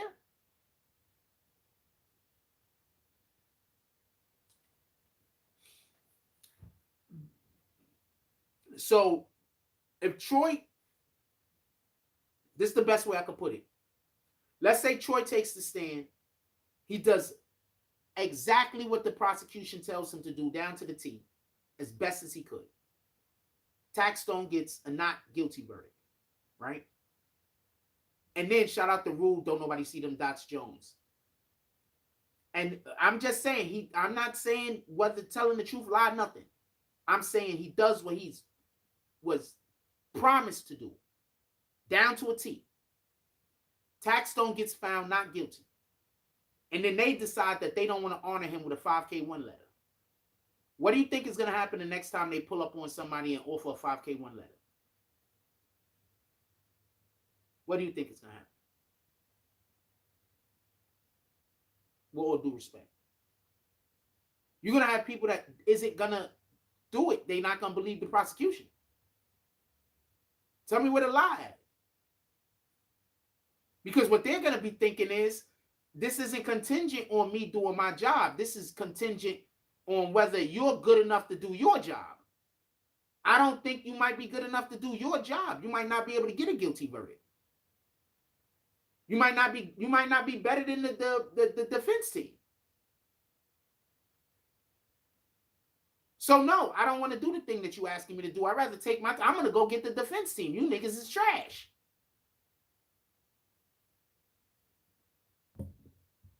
J-Max says, DJ Academics was trying to react to one of your Taxstone videos yesterday, but he couldn't remember your channel name. He's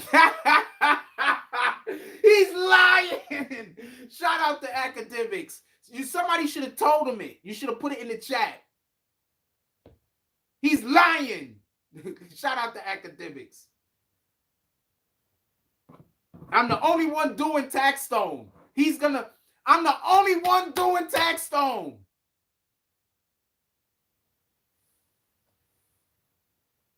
I have no idea who's winning the trial.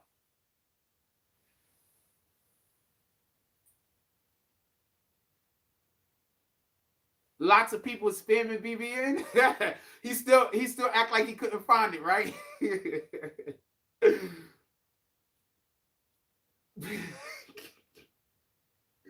Sometimes a person can have more than you.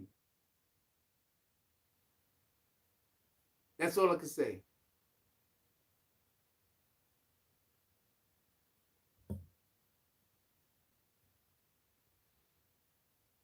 Sometimes a person can have more than you. But remember, I got a lot of them hate pages out there, so maybe he didn't know which one to click on, right?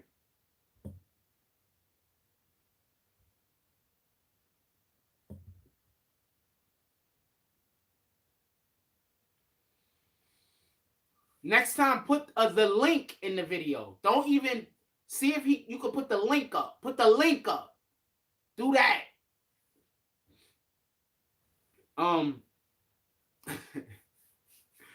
My dude, we do a good job. But first of all, I want to just stop the show for a minute to say I appreciate everybody in the comment section today. I appreciate all the supporters that we have. Copy. I appreciate all of the supporters that we have over here. I love it when you guys come in here and y'all commenting and y'all allow for me to do the show the way I like to do the show. And the way I like to do the show is interacting with you guys.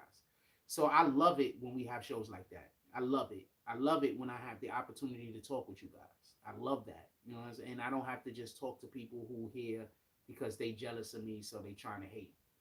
I love when I have the opportunity to talk to rational adults. Just so we can be clear. I love it. This is the thing that makes the show feel like it's worth doing to me. When I could talk with you guys, rational adult human beings. Damn. Just so we could be clear. I love that. Being able to talk to rational adult human beings, not weirdos, like not weirdos. I don't want to talk to weirdos.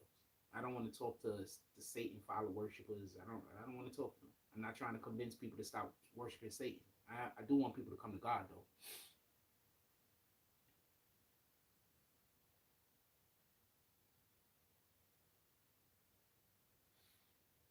You understand? Shout out to King Will. Salute. What time we got? What else y'all want to talk about real quick? What aspect of the case y'all want to talk about now? We was talking about Troy Ave's testimony. But if I was the defense, I would go comb through everywhere on the internet where Troy Ave had been speaking about said case, and I'll find inaccuracies, and I'll put that shit straight up into them shits in the evidence, and I'll put them shit straight up on the screen, and I'll be like, well, this is what you said here, this is what you said there, this is inconsistent with that. That's how you do that. You understand? Real talk.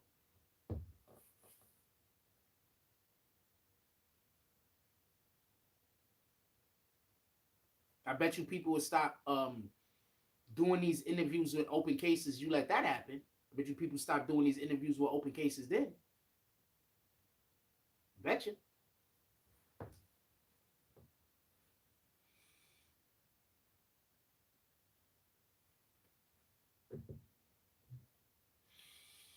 But Troy Ave's initial story has is see, if I'm telling you right now, I am telling you right now, I am 100% telling you right now,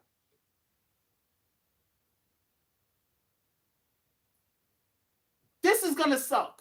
If they decide not to put Troy Ave on the stand, he can't get his 5K1 letter. Right? And I don't know at this point if the prosecution should even put him on the stand. With all fairness, I don't know if they should.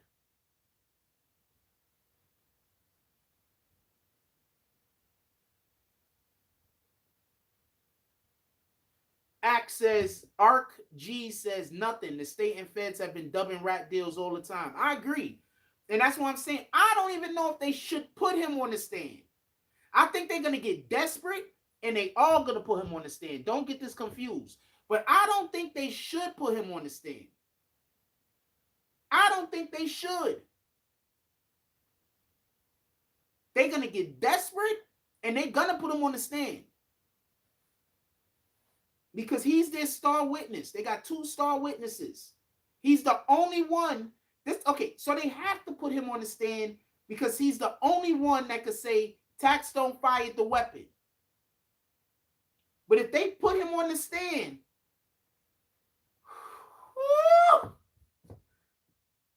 okay, so we talk about court over here. How often am I right about court? If you think that I know what I'm talking about when we talk about these court cases, drop some frost in the chat. If you think that I have an understanding about how court works, and I know what I'm talking about when we're talking about these court cases, drop some frost in the chat.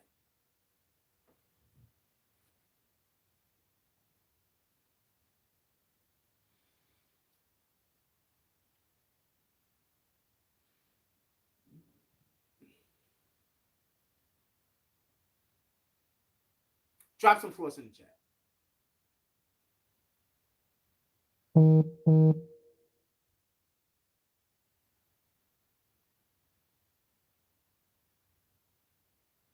So I got a thing to say.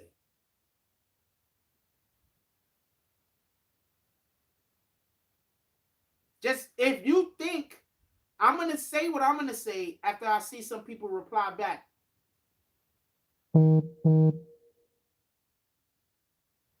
Oh, frosts are like anything that has to deal with snow. Those are what frosts are, Miss Daisy May.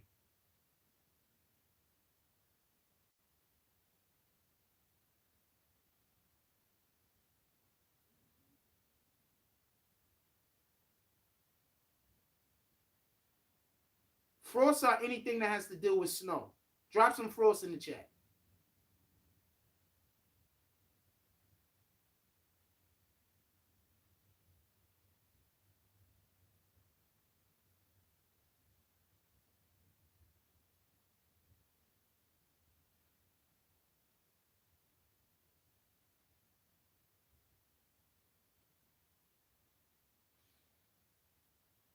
If you think I know anything about court at all, if you anything,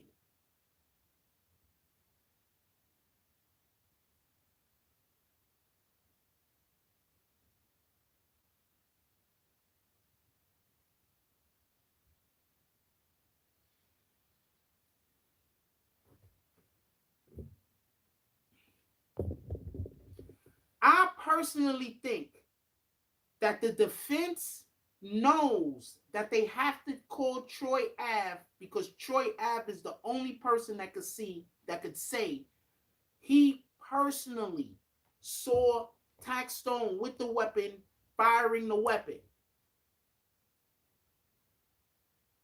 So they don't have no choice. You get it? Part of what the defense is saying, and this is not the way the defense is going to get them at, this is just the setup. The defense is saying the only one who fired the gun was Troy Ave. So now the prosecution, they don't have no choice. They need Troy Ave to get the conviction. Their whole case is based off of the chain of events that Troy Ave gave them, right? With all due respect. And I'm not saying Troy Ave is wrong. I'm not saying he's right. I'm not saying a different thing happened. I'm not saying none of that. I'm saying their whole case is based off of Troy Ave's narrative of what happened that night. So let's just say, for just argument's sake, they decide to not call him as a witness after they've already set him up as a witness since the opening, since before their opening statement. When they was getting the jurors, they were setting him up as a witness.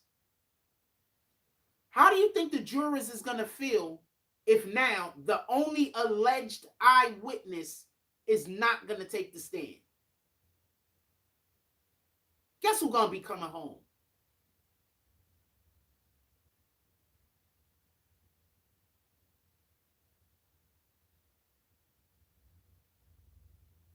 Guess who's going to be coming home? So y'all got one witness who's an eyewitness of this man firing the gun, but y'all don't want to call him to the stand? What the hell are you talking about? Where they do that at?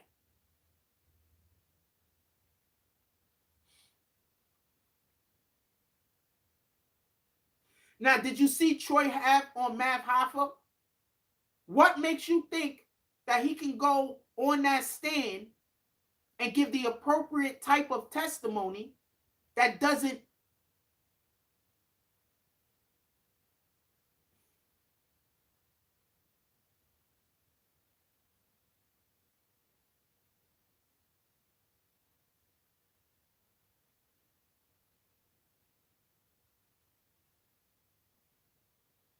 What makes you think that they have the ability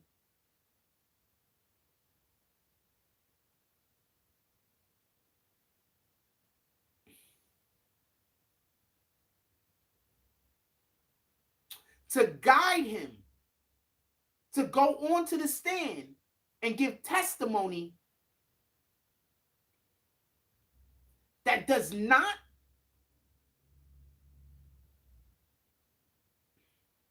endanger their case? What part of what he did on Math Hoffa makes you think that? What part?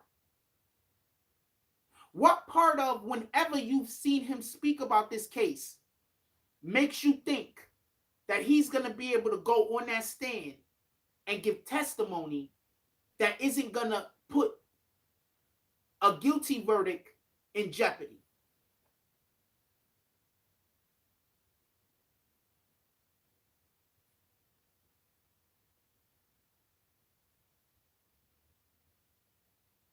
And everything the defense is doing, not everything, a lot of what the defense is doing is specifically tailored, and I promise you it is, because I'm listening and I'm in there. And I'm not just saying what they're doing as far as the questions that they're asking the witnesses that are getting on the stand. I'm saying it's basically everything that they're doing is tailoring and preparing the jury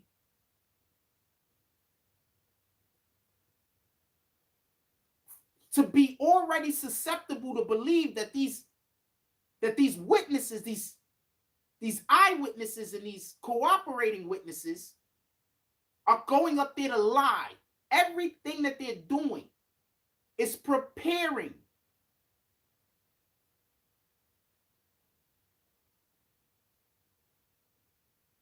the jury to be ready to hit that these people are lying.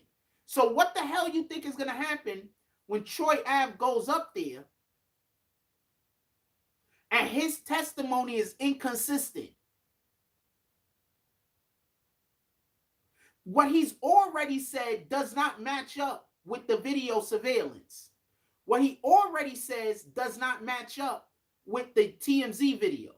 So what part of shit, this is what they're relying their case on, that you don't see a problem might happen in the future? Now, with that being said, I am not saying that Taxstone is guilty, and I'm not saying that Taxstone is innocent. I don't have a dog in this fight. What I am saying is that when we're looking at this unbiasedly, you have to see that there's going to be a problem when Troy Ave takes the stand, because of the evidence that already has been admitted as being contradicting some of the things that Troy Ave has said on these platforms when he's been going and getting interviewed. Now, please don't tell me Jack Frost did the wrong thing by not interviewing certain people, when I already know that by interviewing certain people, they're going to say and do things that's going to cause problems to cases. That's why Math Hoffa shouldn't have had him up there. So when you say Math Hoffa had him up there because somebody said this, Math Hoffa interviewed him because Math Hoffa don't like Taxstone, Math Hoffa helped Taxstone more than hurt him when he had him interview on his damn platform.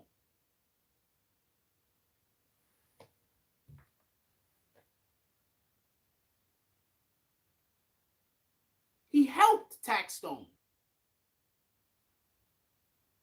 in my opinion, and I could be wrong.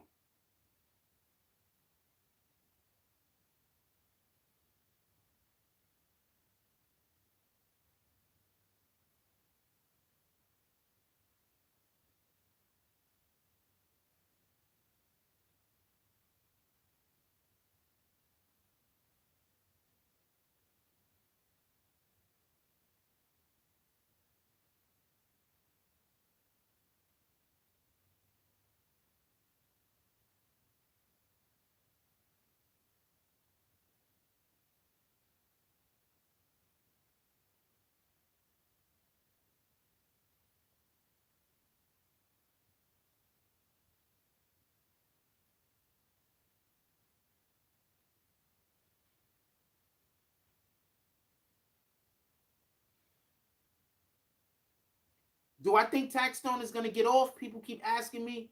I don't have the slightest idea. I know that he has competent attorneys. I think that both attorneys on both sides are competent. As far as I can tell, the defense is setting a certain thing up. I don't want to tell y'all what I believe them to be setting up, but the defense is setting a certain thing up.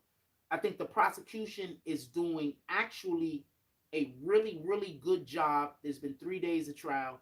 The prosecution has done a great job the whole entire time, except for maybe two mistakes that I seen them make, or two things that I believe made them lose the jurors.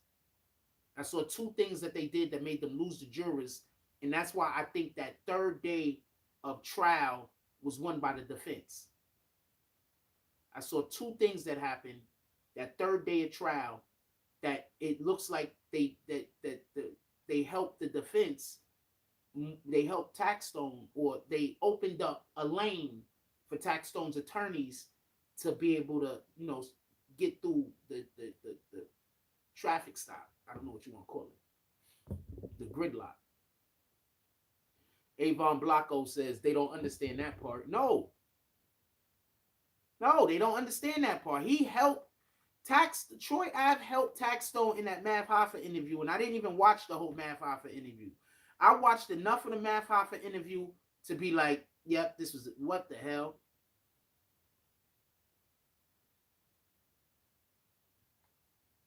I watched enough of the Mav Hoffa interview to be like, what the hell? What the hell is he doing? And I was like, I'm not watching this. If y'all notice, I didn't really speak on it. I'm not watching this. I didn't watch it. I watched some of it.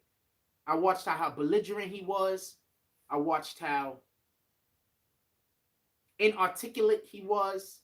I watched how I think they lost the jurors initially because they have the video surveillance of when Benga collapsed, and they played like a whole 2.5 minutes to 3 minutes of the chest compressions and them. Hello? There we go. I lost whatever for a second or two. So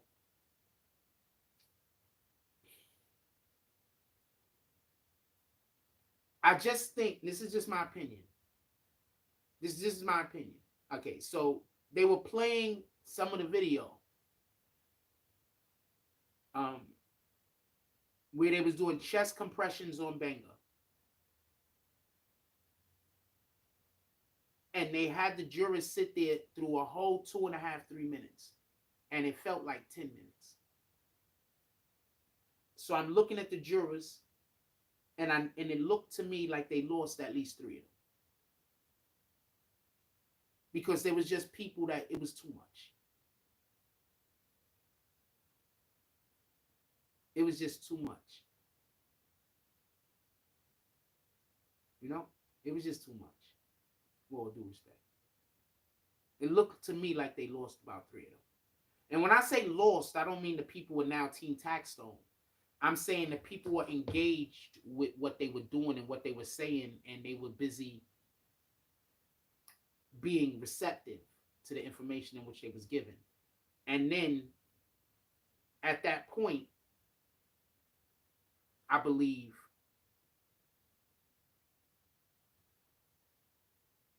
like you're the prosecution, you have to have humanity. Like, it's just, we have to have a certain level of humanity. Is that fair? I think that if it was kids and if it was like young adults, I think that you could do that. But when you have a jury that has a lot of older people on it that's thinking about their own mortality and they're thinking about their own death, I think that that's not the way that you go.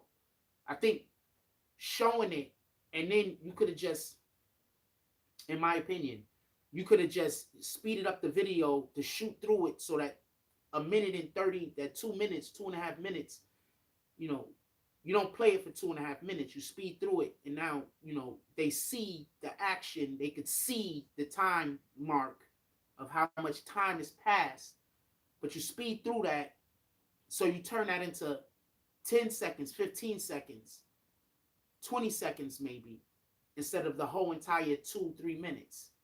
You don't lose the jury that way. And Shout out to Judge Clark, who's doing a freaking extraordinary job. All of the attorneys are doing an extraordinary job also. Don't get this confused.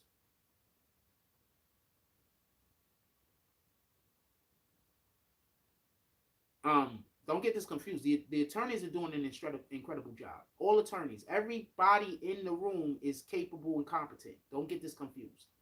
I just think that this was just a miss. You know how sometimes, Steph Curry misses shots too. Sometimes Steph misses shots too. Sometimes Jordan misses shots too. These guys don't shoot 100%. They don't shoot 1,000%. All right, they miss shots too. So nobody's batting 1,000. They miss shots too. They miss pitches too. It happens. And I think that this is just one of those moments that they just missed. And then shout to Judge Clyde because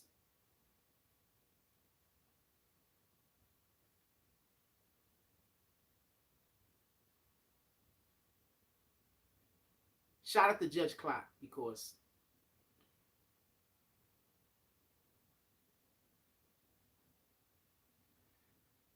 when they was speaking about Benga and they had his videos from the morgue up there, she then tried to continue to question the juror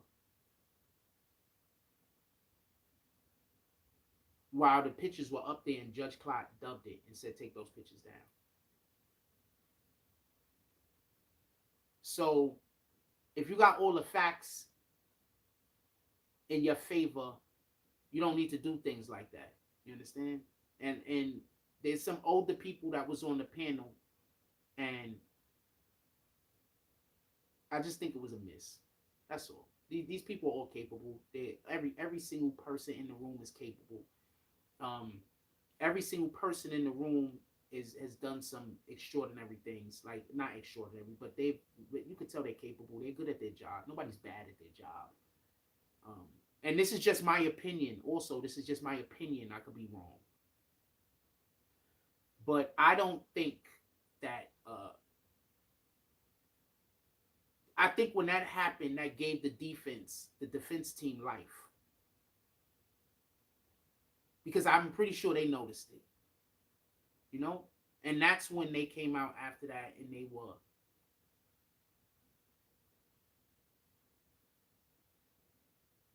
really assertive after that. They were really, really assertive. Yeah, sometimes people just trying to be too smart, man. After that, the defense team was really, really assertive. Really, really, really, really, really, really assertive. And because I think they noticed it also. I don't think I was the only one that noticed it. I think the judge noticed it because the judge told them to take the still off of the monitor when they was trying to do some other stuff later. So I think the judge noticed it. I think everybody noticed it except for the defense team. Except for the prosecution. I think everybody noticed it. So I don't think I'm telling you something because I think I'm smarter than everybody else. I think other people noticed it. Avon says the DA sometimes try to be too smart for themselves by being cocky or not humanizing certain parts of the evidence and end up fumbling the bag. I mean, dang it, I couldn't have said it no better. I could not have said that no better. I don't know what to tell you. Like, nail on head. Boom. My dude, they had them on the ropes. I don't know what to tell you. They had them on the ropes. And then that shit happened, and it was like, when Ali, not even Ali, when Mayweather start doing that shit, that's what it looked like happened. They came out the corner like Mayweather. The defense team came out the corner like Mayweather after that. It was just too much. It was just too much. I don't know a way to put it. It was just too much. Y'all getting kicked? If y'all getting kicked, come back. If you're getting kicked, come back. It was just too much. That's all I could say. It was just too much. With all due respect. It was just too much. And I think if they don't do that, I think they win all 3 days. I'm not gonna lie to you. I think they win all 3 days. Like, so, cause as far as I can tell, the first day, the defense team, they like double dutch. There was no way for them to get in because remember the prosecution is calling all witnesses. So there was no way for them to get in the first day. Second day, there was no way for them to get in. They still over there. They trying to jump double dutch. They trying to get in the rope. You know, there was no way for them to get in. And then that happened, and then the niggas went in there and they started doing all of the things. they was doing everything. I don't know what to tell you. And then what hurts the prosecution also, just so we could be clear, is this is also the they're going into the weekend. Right? So now the jurors has 3 days and change to, you know, think about what just happened. So they not only won, in my opinion, obviously this is just my opinion, but they not only won the day, but they won the end of the week. And sometimes that could feel like they won the whole week. You understand? So I don't know what to tell you. What time we got? We got 11:30 over here. Any questions anybody want to ask?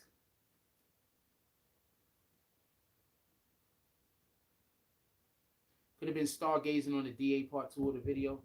I think that they probably just wanted to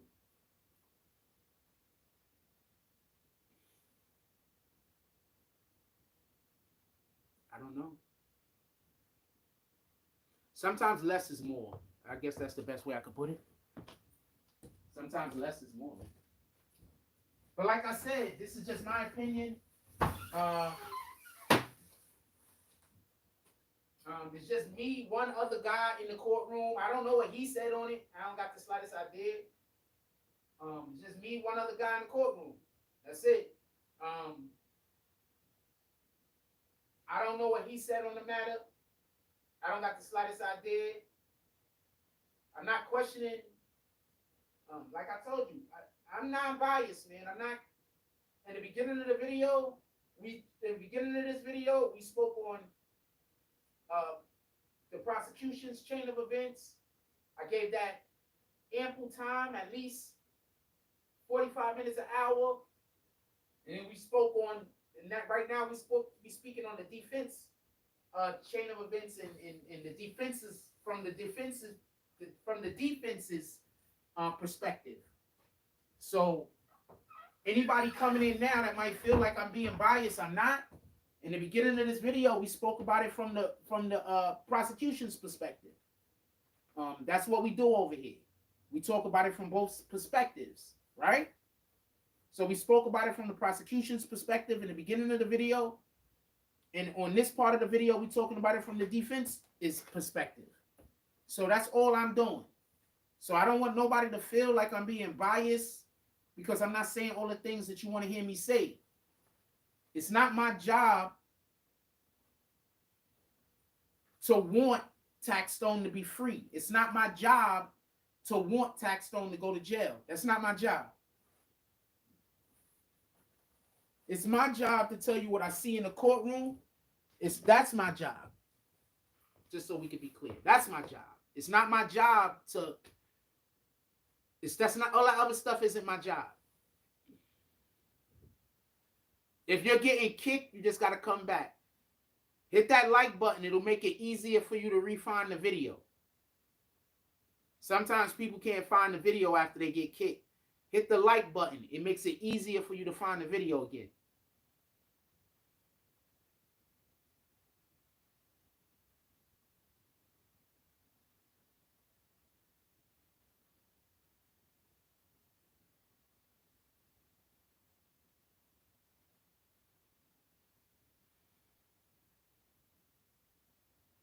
Oh, wowzers.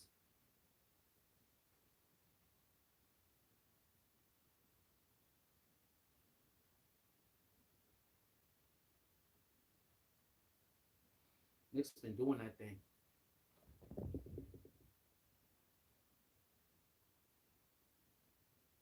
What up, Ramsey Bryant? If you are enjoying any aspect of the show, you can always pull up to the Cash App or to the PayPal. Because somebody put the Cash App in the chat, please.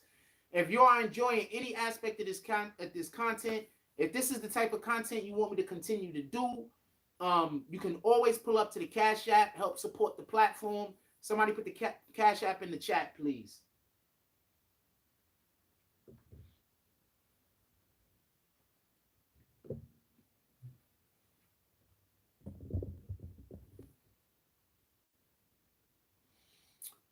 Is there anything else y'all want to talk about?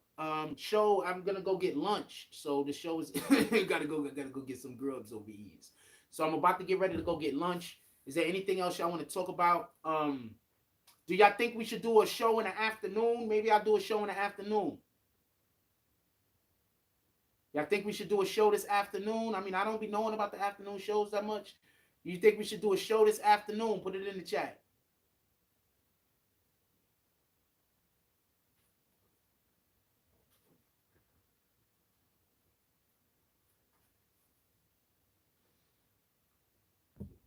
And I want to give a big thank you to everybody that came in here with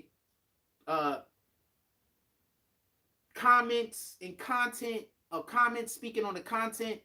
I want to definitely give a big shout out to everybody that pulled up to the Cash App already. Definitely want to give a shout out to everybody that hit the like button. I wish next time I'm doing a better job. Maybe we can get more than 48 likes. I don't know what to tell you. I guess I just gotta do a better job than I'm doing. I don't know.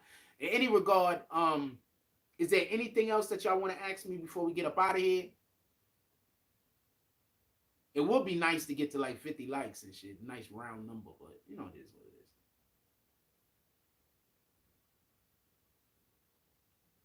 I can't do the daily word because it's on the phone that I'm using. I don't have it on my other phone. I have it on this phone. But I think that I can tell you what the initial thing that they send me is, though. I can't tell you the whole I can't tell you the whole verse, but I can tell you. I don't know the actual. Hold on, let me see if I'll pull it down. Hold on. Let me see if I can pull it down. Romans 8 verse 831. What then shall we say in response to these things? If God is for us, who could be against us? Once again, Romans 8, verse 8, line 31. What then shall we say in response to these things? If God is for us, who can be against us? Amen. Everybody, I want y'all to have a beautiful day. Spectators are looking good for Taxstone. I don't know. I don't know if it's looking good. I don't know if it's looking bad. I could just tell you what I think is happening, and then you can ascertain that for yourself.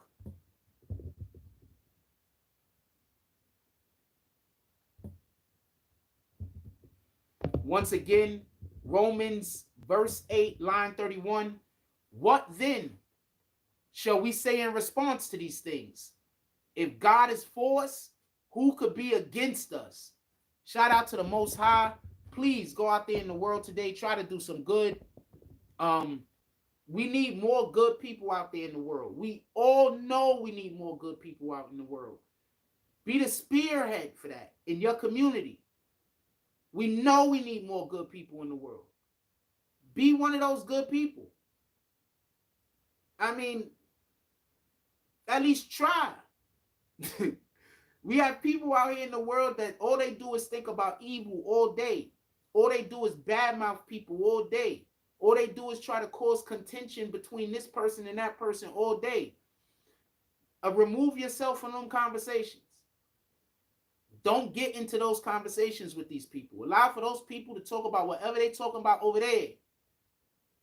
We don't want to be a part of that energy. We want to be a part of the Most High's energy. We want to be a part of the energy of creation.